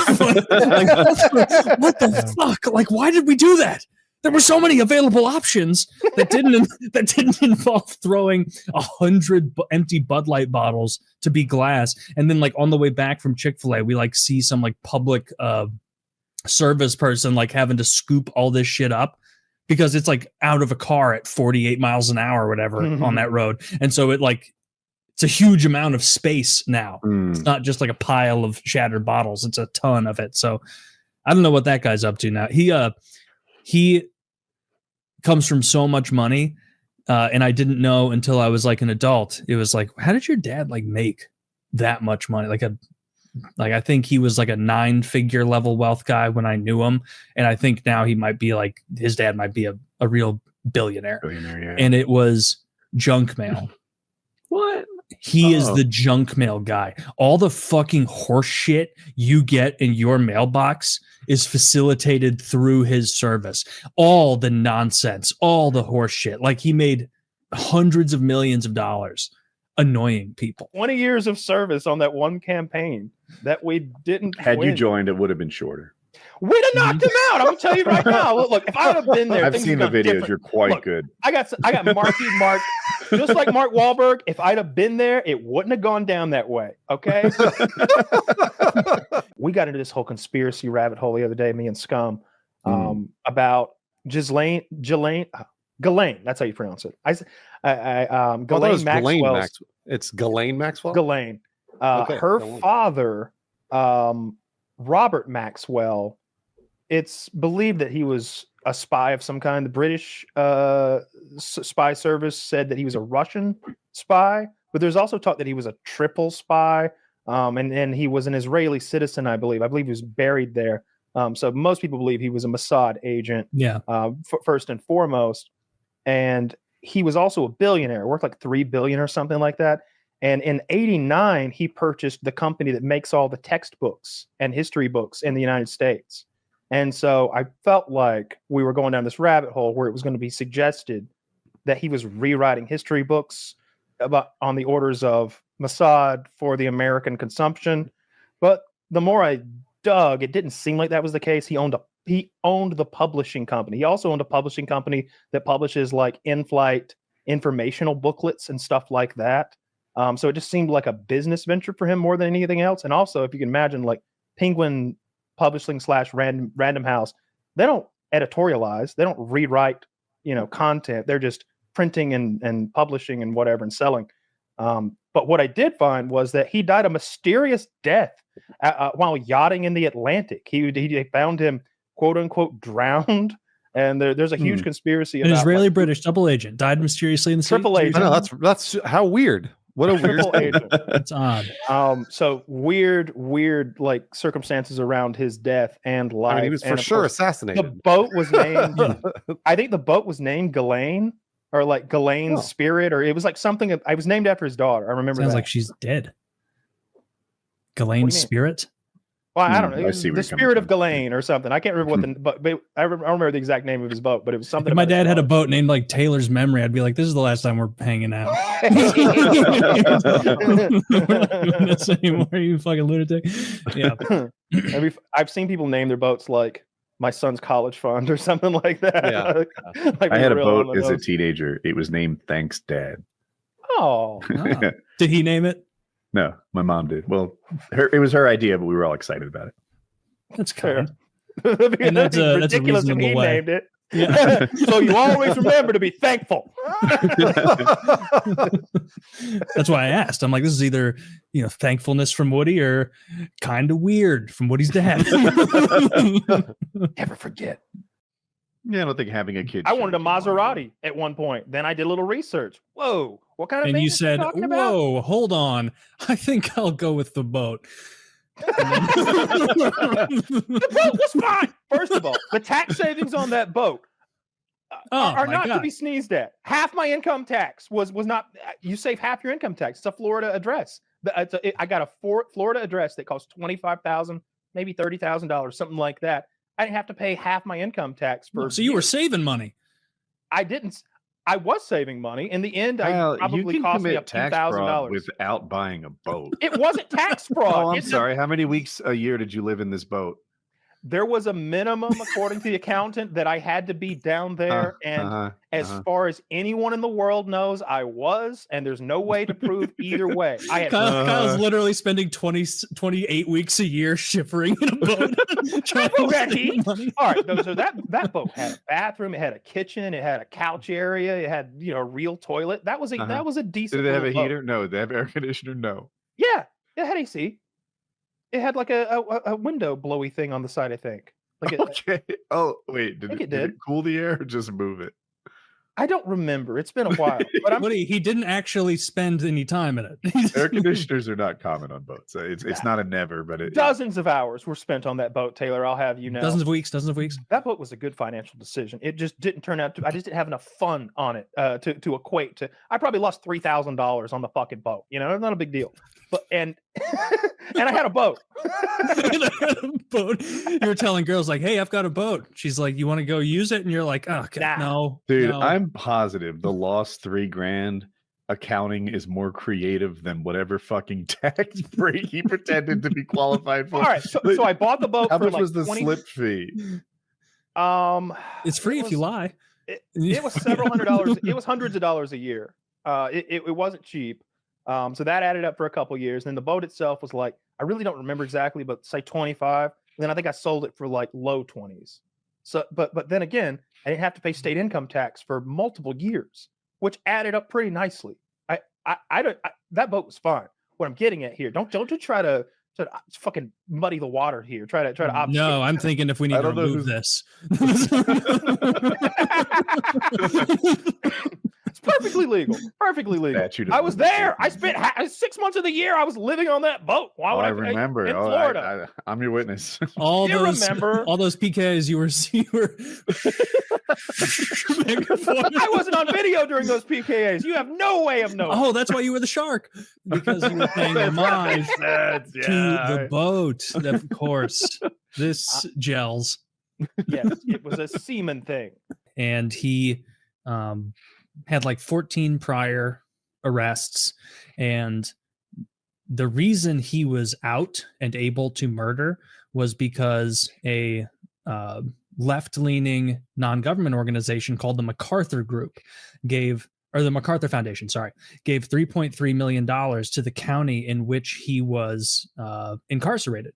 And the goal of it, because, it's a left-leaning group, was, equity, diversity. But the express purpose of it was to take Black and brown people out of prison to make it more equitable, percentage-wise there, and encourage them to release these people who shouldn't have been released. And so, what was he in for? The most recent time I'm not sure, but he was a career criminal, tons of stuff. What was it? Do you know? He made a false call to 911. False call to 911. Well, that was arrest 14. And there were 13 previous, and this guy had been violent before. He was just out of his mind. Yes. What did he do that was violent before? I think he had assaulted people. I think he had. You were sure though, right? Not if you know, tell me. The thing I read said he had only done nonviolent stuff. He was in for what they called a minor misdemeanor, which is the 911 call, and he was crazy. He's schizophrenic. The 911 call he was in the hospital when he made it, and he said they were giving him drugs that he didn't want against his will, and he asked for help. So what he really needed to do was be in a mental hospital and get him fucking straightened out before he hurt someone, and they didn't do that. But it wasn't the MacArthur Foundation that had anything to do with it. It is just when someone has a misdemeanor like that, they don't hold them in jail while they await trial. Well, I think if you've been arrested 14 times, maybe we should change something and make it so you're clearly the 14 crazy. times thing true? Yeah. He spent 5 years in prison after pleading guilty to robbery with a dangerous weapon. Oh, okay. So yeah, he was a violent offender. And is that violent? Robbing someone with a dangerous weapon, yes. Yeah, that's violence. And so he was let out because the MacArthur Foundation gave money to incentivize the release of people who that was their stated preference. They're a left-leaning organization. Let black and brown people out to be more equitable. And then he's on that train, and you see the white Ukrainian refugee sitting there minding her own business, doesn't say a word, even like curled up small on the way back from her job at a pizza place, and he murders her. In the video, I don't know if you guys have seen it. You should watch if you haven't, because it's horrible and eye-opening. And he stabs her, and she goes into shock immediately. Clearly, kind of had that mind-body connection that you have a realization you're going to die, and she starts weeping in her hands that she's going to die. And the guy immediately stands up. And this is why, like, the crazy part of it, like, it's interesting that crazy people never attack jacked groups of men who are looking at them. It's so weird. They're so crazy, but they attack people with their backs turned who are vulnerable and easy to kill. It's so crazy how they have that prescience, but they're so insane. Stabbed her to death. She falls over in her seat. She's bleeding out. The 5 other people sitting around her do nothing to help. She's bleeding to death and crying, and these people do nothing. It was 5 other black people who were sitting there on the public transit. They didn't help. They didn't do anything, which is ghastly in and of itself. If someone's bleeding to death near me, I would like to think I would do fucking something, compression, just anything to try and help. And these people didn't. And the guy, they say he's crazy. He walked up the front of the train, and then you hear him say, "I got that white girl. I got that white girl." And then he like used his perceived like excuse on another guy. He goes, "She called me a ninja. She called me a ninja." And so like they say he's crazy. I have no doubt he's actually crazy. Sure he is. Like you have to be crazy to do something like this. But it's also the craziness is tempered when it's like he killed her. He killed her near a stop, got up immediately, walked to the front, said, "I got that white girl," practiced his little "she called me a ninja" excuse, and then tried to escape the authorities. And so it's like, all right, well, clearly this was a bit of calculation. And so it seems pretty obvious he killed her because she was white, and he was only out of jail because he is black. And that's what the funding was from that left-leaning group. That's why this took hold, and so many people watched it, because it was gruesome, horrible. The story's awful, and it is a very tangible video and evidence of how cruel it is to allow violent offenders out of prison under the guise of empathy. You went non-regime mode on COVID, on the election, on things like crime stats, things like who's to say. Like you say these things on social media and they would censor you. They would deplatform you for it, not for any other reason that it was a no thought that you're not supposed to notice. And this has been rampant. Like it extends all the way from just destroying people's social media platforms, excising them, all the way to like actually trying to ruin their life. Like they tried to ruin Rittenhouse's life. For like what everyone agreed, or everyone who watched it was like, yeah, he got attacked by 3 lunatics and he shot all 3 of them, and he hit a pedophile, a wife beater, and a fucking some other ghoul. Like these, it's been really clear being on the right, like how careful we've had to be for 10 years to play so carefully within the lines that social media and the left had described for us. It's only now that the Overton window is exploding to the right because so many people are kind of Every sick time of I it. drill down into the specifics, though, it's like this guy got canceled for a social media post. All he wanted to do was call that actress an ugly N-word. No, and no. it's like, what if he is that what we're said defending? no? What if it was a guy who lost his social media platform because in 2020 he says these lockdowns are not worth it. This disease is not as dangerous as they're saying. That was like a bannable offense. You guys will recall probably during COVID, it was COVID denialism was against terms of service. And what that meant is you had to carry whatever the existing regime line was throughout it. When they said it was 100%, 100% safe, 100% effective, you had to say that. You couldn't question it. Yeah, You said it was 90%, you moved that way. Fact check showing up underneath people's posts. Like I remember that. No, people got their accounts banned for COVID denialism for things like saying masks don't work. They're like, this is dangerous misinformation. People are going to die. These people can't talk. Grandmas are going to die if people start reading the side of the box that says this isn't meant to stop viral particles. Like that's what I'm talking about is the level of nonsense that many people on the right have been subjected to, having to comport their speech around all these rules and at the end very often still being canceled. Like that's ridiculous. And now that the shoe is on the other foot, there's a lot of like, wait. Stop. I know we did this for 10 years, but we're not doing this. The other foot, I asked the same questions and I aspire to be like accurate and fair to both sides. It's one thing I saw someone on TikTok do an absolute dance while singing Ding Dong, the Witch is Dead. I don't want to defend that person, right? You know, like I get it. I see how offensive that is, and whatever repercussions come to her socially or career wise, that'll happen, right? But if it's, I just don't particularly agree with Charlie Kirk's views, and that person gets canceled, now this is not one person has been canceled. Not one person. Find me a person that has been canceled for saying, well, there's a difference here because people on our side were getting banned and removed from social media from sharing FBI crime stats or something. And people on the left right now are getting canceled for, there's a ton of people like that. There's like never any examples when I say who or Sherry how, Tenpenny, really. an anti-vaccination activist and physician known for false claims about COVID vaccines. She had all of her social media banned, were suspended and for spreading misinformation. Her medical license was suspended by the Ohio board for failing to cooperate with that investigation. I actually have that's a UK lawmaker. Well, the UK is way worse than we are. It's way worse than us. I have an excellent example of cancel culture.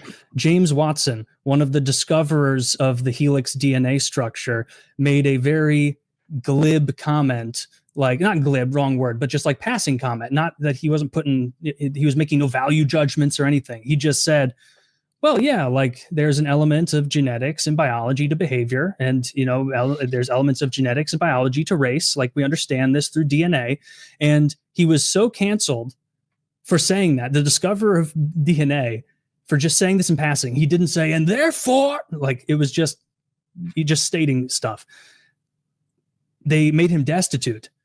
He was removed from his job. He had to sell his Nobel Prize to find money. A millionaire had to buy his Nobel Prize from him and then give it back to him so that he had enough to made live. of gold. This guy was totally canceled for saying a no thing about science. And like, whether or not you think that's totally absurd or you agree, that's beside the point. But he was canceled because he said something that was ideologically a no thought to the people that currently had cultural cachet. Bad. I won't defend that. Yeah.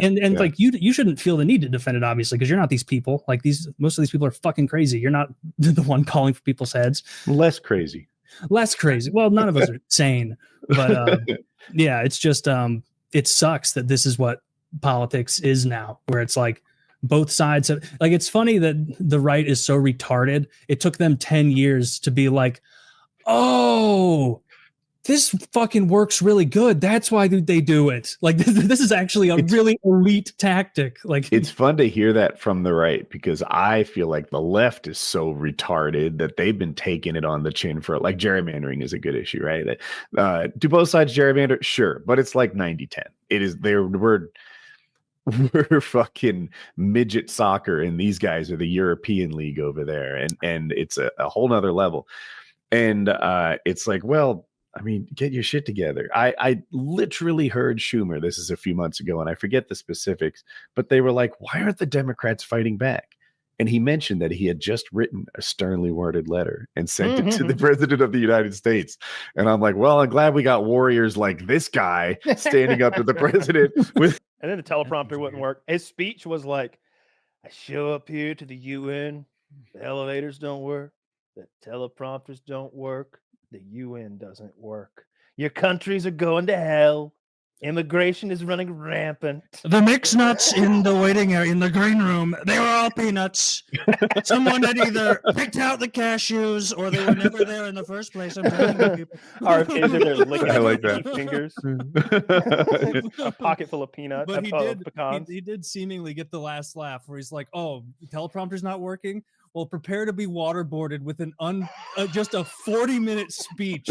Oh, you prank me? I'm gonna go on an off-the-cuff 40-minute speech.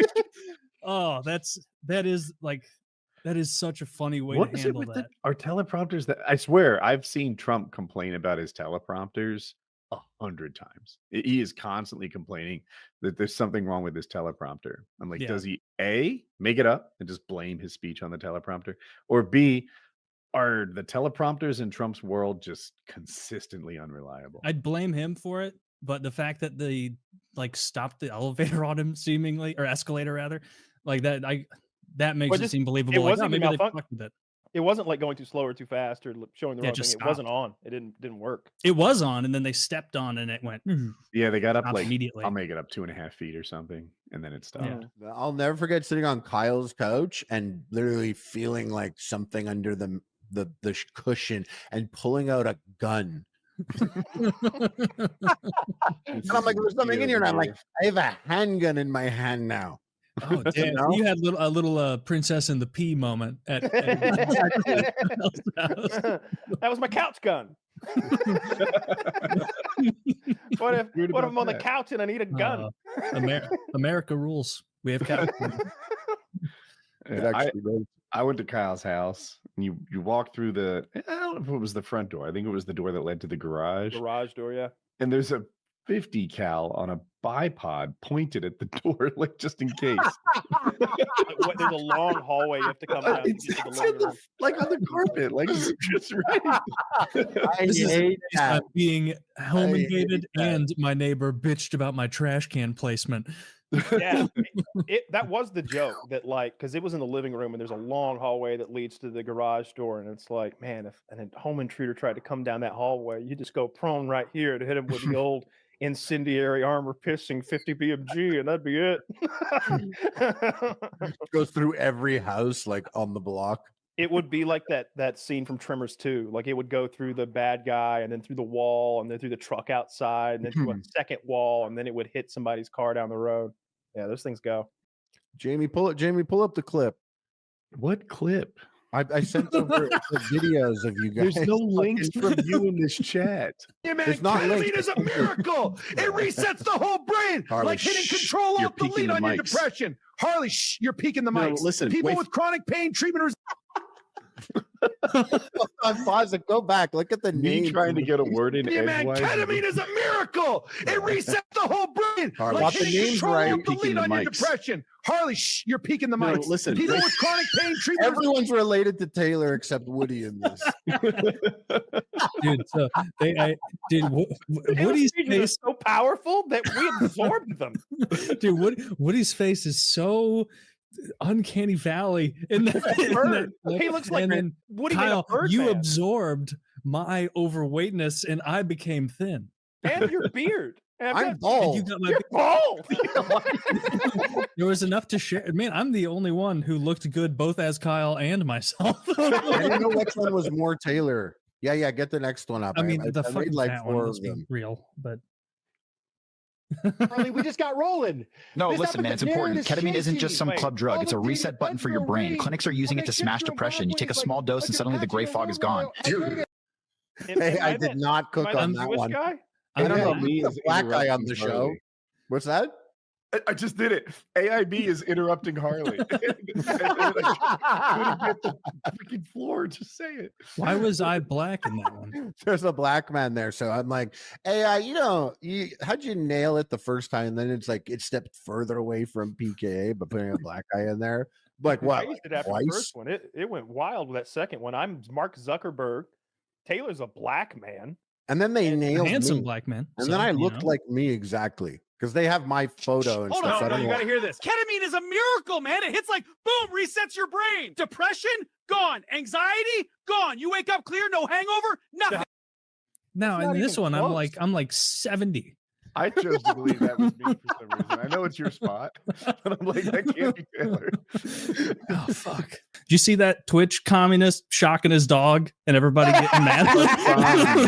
Yes. And they just lied. Caleb, did you see this?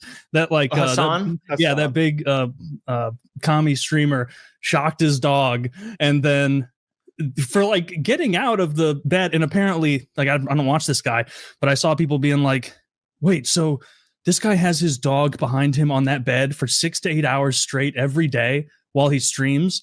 And they're like, yeah. And it's like, no one's brought this up before. That's not what dogs want to be doing. And the dog stepped off. He like reached in front of his desk, hit a button on something. And then the dog went like, arr, and jumped up. And then his excuse later was like, oh, the dog scratched his paw on the bed. And it's like, yeah, don't think so, because if my dog yelped out in pain randomly, I'd be like, you good? Like, you okay, buddy? Like, I'd want to make sure he's okay. He expected the dog to yelp because he shocked it. And then I saw the clip of him the next day taking, or maybe a couple days later, where he had just taken the prongs out of the shock collar and put a piece of electrical tape on it. And he'd been like, this is a vibration collar only. And immediately the whole internet was like, no, it's not. Here's a link to the exact one you have. The prongs are removable, and that's a piece of electric tape. And also, there's no hair in the electric tape. That tells me you just put it on earlier before the shot. The dog couldn't have worn this without getting hair. And I'm like, wow, you have a lot of autistic enemies, and they're coming for you for this dog shit. Yeah. And then watching them break down an Amazon image of an actual vibrate collar versus his screen grabs and go like frame by frame like the Zapruder film was hilarious. Yeah, it's clear that he zaps the dog. He's just admitted, like, yeah, this is how I train my dog. I zap her. And I tell you what, you donate, I won't zap her. You should make it do it that way. I know that one Twitch streamer had like a thing where you donate and it feeds a cow. Like the cow's waiting there, like nudging the feeder, and you donate and feed spills out. The cow eats the food and he's happy. Well, that's opposite here. We hold what's that dog's name? Kaya. We hold Kaya hostage. You know, she's getting a zap every 10 minutes if we don't meet our goals. Seems like Kaya is hostage. We need to liberate Kaya from that bed where she has to lay for 6 to 8 hours a day. Can you imagine like being a dog and you're like, this is my, she gets to lie around in bed for 8 hours a day. They don't want to lay in bed for 8 hours. Oh, they love laying in bed for hours on end. The dogs love to move around. They want to be hanging out. I've got 10 dogs. Show us a picture of that disgusting breakfast that British people No, show us a normal. And then just show me. You don't even need to go hard in the paint. Just show me the IHOP or the Denny's Grand Slam special. Don't you tell me which you'd rather have. Would you rather go into a nice little cafe in London, whatever they call them there, a little pub, and have yourself some fine English breakfast, or would you rather just swing on over to Denny's, get a Grand Slam? Look at that! I'm gonna tell you right now that I don't want that blood sauce. Get the I don't like beans. sunny side. Oh, eggs. you're crazy all that as ham hell, over dude. there is clearly undercooked, and it's so fatty and disgusting looking. I don't want those tomatoes. I don't want those beans. I don't want those mushrooms. I have a question. You're out of your mind. What is that green stuff they're drinking? Go back. Look at that now. That's a breakfast, baby. Zach, go back one. What are the 3 hockey pucks on this plate? Blood sausage. Blood sausage. Now, I don't know how good blood sausage is, but every single thing on this plate looks fantastic. Is that ham? Other than the beans. The beans in a breakfast. Beans for breakfast is fucking insane, and they should be made fun of for that. But every other thing on here, the mushrooms look good. The tomatoes. I'll eat the blood sausage. Those eggs could be done a little. Actually, no, they don't need to be done anymore because there's clearly bread on the side there. Oh, bam. I was like, the lack of bread is the problem. You can do a little sopping. Zach, would you take this shit away? Stop it. You're ruining the conversation. The googly eyes on the tea, I think, add a lot to the meal. I think every single Kyle. What about this? Other than the beans, I am coming to This the is a table. It's breakfast 100% made for fucking an absurd apocalypse to be survivor. eating bean. An apocalypse survivor. There's 7 ingredients here. And they were the ones that we would ship over on Liberty ships. Probably it's nothing but preserved. What about this salted other meat than the and beans? Do you canned dislike? beans. All of it. I don't want a bite of that. All right, I will say this. That sausage, not the blood sausage, but the other one. I'd like to know what's in it. If you tell me there's nothing weird in there, there's no blood. It's probably pork, and if so, then I would eat those little sausages. How about that ham above it? That I don't looks want that cooked ham. pretty I don't well. want that ham. I don't How want about those- Probably is a shrooms? qualifier that goes on all sausage. Are you a shroom man, or are you No. like a No. You don't like mushrooms? I don't hate them, but I don't want them for breakfast in a big pile of sautéed mushrooms. If they replaced all those beans with even more mushrooms, I would think this was the best breakfast ever. Well, you just okay. Well, you know, I don't know what blood sausage tastes like, so this is fair worse enough. than your I don't know prostitution that. take. No, it's pretty. It's pretty salient. It's pretty good. It's pretty good. It's a disgusting breakfast. Everyone knows it's a disgusting breakfast. Everyone. It's not a disgusting breakfast. Shout out to my Brit boys.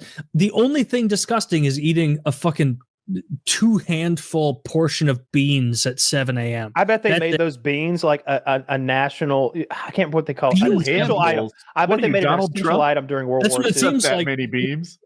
Is it not? I assumed there were more beans under that tomato and under It's that. all beans. It's all beans under it all. The eggs are on beans. The ham is on beans. It's a pound of canned Maybe I'm Heinz beans. underestimating the amount of beans. I do That's not the other want thing, but beans just quick, in breakfast. That's a fucking ridiculous. And here's another thing about the beans. It's not like they cooked beans because I'm not anti-bean. I like beans, but like no, you are. But I cook them. These are canned beans. These are specifically Heinz canned beans. This is again left over from World War II starvation era Britain. Here's why I like it. I feel like this meal is closer to the source than the American meal he was showing. Like whatever pancakes are, it is very processed. A caveman wouldn't know what to do with a pancake. A caveman sees that tomato and he knows what's up. That ham. I disagree. Oh, you're so. Woody just hit a fucking home run with that take. The fact you can't see. What's the difference between a pancake and a tortilla, or those corn cakes that the I Native don't see a Americans made? tortilla here. I see a delicious breakfast with a bunch of nonsense beans in the middle. You get rid of those beans. You get This rid of is those all pretty beans. close This is to the tasty source. as hell. You don't think this is tasty as hell looking minus the beans? Pancakes for breakfast predate beans for breakfast. I guarantee it. Really? You think that something that had to be made pre-existed things that are just there? Nah, It's not pancakes like you are can not eat raw Neanderthal beans. food. You have to boil the beans for 3 fucking hours and then season and sauce them. You if said you're it was going to right do out of that. a can. The pancake. I'm talking about the origins of the meals. We're talking about ancient pancakes here, Taylor. We're in a cave, hot rocks, and ground wild flour and corn. Zach says pancakes were made by Iraqi Neanderthals 70,000 years ago. Told you, Stand Taylor. corrected. We're going back. All right, beans. Don't Beans. you think we hadn't? The beans of that time were poison. you They guys had- don't see and the the size of- value in getting a bite of that delicious tomato, a little bite of the mushroom, a want little any bite of tomato. the sausage? You eat all that at once? You don't think that'll be tasty? Oh, what a novel concept. A little bite of everything at once. Then we can't taste how awful each individual thing is. Great. We'll just taste salt and blood. That's what this whole meal is. It's nothing but salt. Dude, these complaints sound like a fucking 4-year-old. Yeah. Oh, so you're gonna make your me feelings, you're but gonna make me eat things that aren't immediately yummy? You're Oh. coming off a little vegan here. Yeah. I mean, I didn't want to break out the long daggers, but you're sounding a little vegan with your salt and blood complaint. This is pretty Salt gay. and blood is some of my favorite things. I love I'm not salt and eating blood. that. What's up, boys? Hello. Wow. That goddamn Carol Baskins. That's really good, Kyle. And Woody, you look so sinister. PKA 776. Halloween. Woody is a count, a vampire, an evil man. Looks sinister. Kyle, you're a tiger abusing homosexual. Correct. And I'm the coolest and would win Always a fight has of all been. three. I am the third evolution of Charmander. I am Charizard with wings. I spent longer than you can guess trying to get these wings appropriate, but it turns out this shit just like packed up in a Chinese warehouse. It's like all folded. It's not. It wouldn't change, but it's pretty sick. Pretty solid. Did you iron it?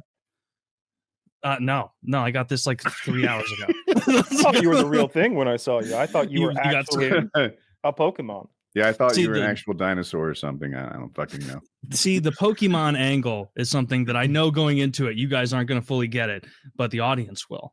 A bunch of Pokemon boys out there in the audience, my age and younger, and everybody knows Charizard. Like he's the king Pokemon. I can't keep. I wouldn't say everybody. You know, you've got kids, man. Kyle, I love the mustache. Woody, the eye makeup is fantastic, and the addition of that gold chain is so good. It's holding my cape on. Oh, you guys don't even know. I got a staff. A walking cane with this thing. Oh yeah. I got my mail in this like half an hour ago. It came with an electric bill. My boomer neighbor was mowing his lawn, and just a little bit of. He's like, oh, he's probably one of those furries that I heard about on Fox. Gonna go have gay sex in a dragon costume. Yeah, well, happy Halloween. Happy Halloween. Oh, Bryce Mitchell wears. Can't they just make it? Bryce Mitchell, I'm going to be in America. That's why I'm going to America to go fishing with Bryce. Are you really? Are you really? Yeah. Dude, that's a dream come true. I would pay $10,000 to have like a fishing weekend with Bryce Mitchell. Wait, is Bryce Mitchell the guy who's like Jesus is coming back? Yeah, that's a lot of guys. That's a lot of guys, to be fair. Bryce has said more niche things than that. I think that he's a flat earther, a sincere, genuine. He's a no spacer. He doesn't want his face. I won't allow you to defile a devout Christian here on the PKA podcast here, but Bryce Mitchell I will also not allow it. This guy sounds cool as hell. He says space is gay. And remember what he said about Hitler? Well, now that you've co-signed with him, he said he'd love I'm to go signed fishing up, with him. Kyle. You tell me whatever. I'll co-sign whatever he said. I started reading about Hitler, and it turned out the only book says burning. You know what kind of book says burning? Queer books. They was queering the kids, Taylor. They was queering them. That's the book says burning. And I got a feeling, look, before he got hold of the meth and it took control of him, I think me and Hitler, we'd have been pals. We'd have been fishing. We'd have been good friends, me and him. He said he seems like the kind of guy. Yeah, he seems like the kind of guy I'd like to go fishing with. Hence the documentary I'm about to do in America called "Fishing with Bryce," where me and Bryce Mitchell are going to be. So you're put me in muddy water, and maybe I'll. So Bryce, what do you think about the fact that all the books Hitler burned were like Weimar Republic trans books? And he's like, well, I have an enormous amount to talk about that with you. It feels like Bryce it would be hard. Great. I don't know. He's you got to let people just go sometimes. You know, I feel like Bryce. He's misunderstood, guys. I think he's a good dude. He's he sounds like a good dude. He never put hands on women, but when he goes off. Yeah, let him tee off. Like that. Dude, this thing seems also super atheist as well. So he's probably really shunning it. I think he told Vitor Belfort. Didn't he tell Vitor Belfort at the weigh-ins once, who's like ultra religious? He like whispered in his ear, "There is no fucking Jesus, buddy," or something like that. There is no Jesus, you stupid cunt. And then Vitor took his eye in that fight. So hey. He works in mysterious ways, dude. He works in mysterious. His eye. I guess probably cumulative, but I always Vitor the kick. Wait, you're telling me a UFC fighter talked shit about Jesus and immediately was blinded in one eye? Is that what you're telling me right now? That's what we're saying. Yep. Wow. Interesting. Well, checkmate, atheist. You heard it. Maybe don't talk shit about the big man. You know, just better safe than sorry, as they say. Yeah, I love Bryce's things though. You mentioned this about him with the Jesus stuff afterwards, but I remember they were introducing the two fighters once in the Apex, and it's his opponent like trying to get psyched up in the corner. And then it goes, and in the red corner, and it cuts to Bryce. He's holding the Bible above his head. He's somehow smuggled it into the cage. You're not allowed. You're not allowed to have the Bible in the cage, but he's found a way to get it in. Try and stop him. Yeah, you can't have anything in the cage. That's a big rule. Nothing. He's like he's waving the Bible. He's around. wielding it. He's brandishing the Bible like he's about to face a Dracula in the ring. Yeah, like he thinks it might help. Dude, this guy. It sounds like he's Christ. adding a lot of flavor. So it sounds like this guy. It sounds like this guy rules. Now I've been putting urine on my face every morning for years, and to now learn that there could even be health benefits. Yeah. Okay, hold on a second. Now, are you joking? I'm joking. Yeah, saying, I've never put urine on my face. It's actually never occurred to me. But what's the data for that? What do you think is most useful, and why do you believe it works? Oh, awesome! So, by the way, Woody, hi, and Kyle, hi. Thank you guys for having me on. I really appreciate it. Yeah, okay, so that is a great question. Let me say something just outlandish out of the gates that discarding urine and throwing it out is kind of like spitting in the face of God. Okay. Oh. Every morning and sometimes in the middle of the night I do that. Yeah, exactly. No, I just kind of wanted to be shocking there, but I smoked crack one time when I was 17. Was it fun? No, fuck no. It's actually not fun. It's infuriating, actually, is what it is. Like, I got really imagine the worst rage you've ever felt in your life, and it lasts for about 2 minutes, and then you're just like, oh, dude, like, what was I pissed about? You know, me and my friends. It did to you? Yeah, but I will. What was it you were enraged over? Was it just any random? Bro, I punched some my guy mom chewing with his mouth open. We were in my kitchen, me and two other friends, and I had a buddy who at the time was selling blow, and we had been doing a ton of coke, and we were very tired of it. You know, coke's a very repetitive drug. You know, it's something that obviously when you're out for a night drinking with your friends, it's the greatest invention ever. It's amazing, but coke is a drug that you can get tired of pretty quick if you're not really hooked on it. And me and my friends were tired of it. And we go over to my house after school one day, and my buddy has this big bag of blow on him. And he's like, dude, what if we made crack? Kind of jokingly. He's like, dude, what if we fucking made crack? And I'm like, yeah, I mean, I guess we have cocaine. Technically we could. We start Googling shit, and we end up on Erowid. And there's this thread on Erowid, which Erowid's the biggest drug for. I love that website. Shout out to Erowid. And there's this thread, and then we find a YouTube video from a guy. This is a decade ago. Now I don't think you could ever post this. But there's a YouTube video, not of a guy actually cooking it, but text on the screen, those old school, with the stock music and when you look up an old game, it was one of those. He's got star wipes teaching you how to make crack on the stove. Yeah, literally, it was with the Comic Sans font or whatever it was. Just one of those old style videos. It was a step one. Little known fact here. You can do it with just a spoon. You don't need a whole pot. You don't need any, the way you mentally envision cooking crack is that's if you're the plug. If you're just a guy like me who just wants to try it with your friends, you just need a spoon and some baking soda and a lighter. And that's pretty much it. And water.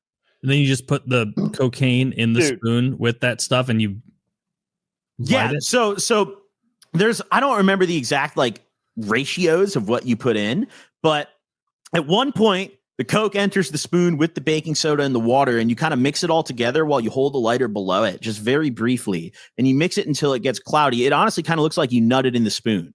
Once it looks like you've nutted in the spoon, it's ready to go in the freezer. So after that, you pour it on a little tin foil, throw it in the freezer. We let it sit. And this is not a good, this is not man, I made some pure ass crack. This shit was horrible. It was for sure, from what I've learned talking to other crack smokers, it wasn't good.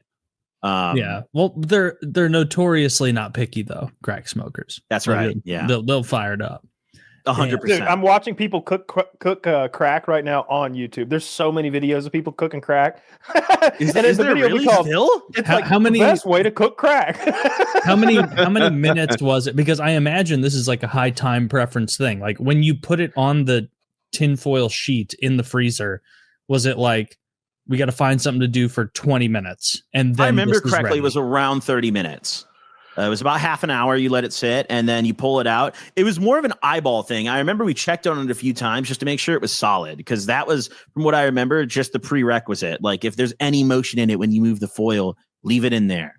You know, did it get you any more fucked up than if you had just done the equivalent amount of coke? It was like as if I had like the amount of coke that I would chop up for, let's say, 6 hours. It was as if I had just railed that whole pile and like it all hit me in 2 minutes and left. Like it was not a different high than coke in any way, really. It was just much more like concentrated almost, you know? Okay. Man, Waffle House in Atlanta is an experience. I bet. Waffle House in Atlanta, isn't that a zombies map?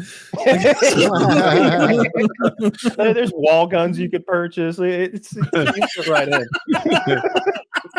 Hold on, I gotta pick up an Olympia real quick before we go to the table. I watched a lot of like burnt this peanut.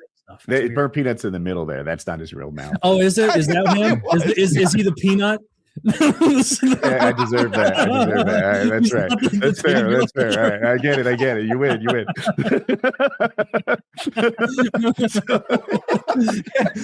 Hold on, because both of my co-hosts are complete retards. Let me spell this out. That was for the guest. I don't want to throw stones.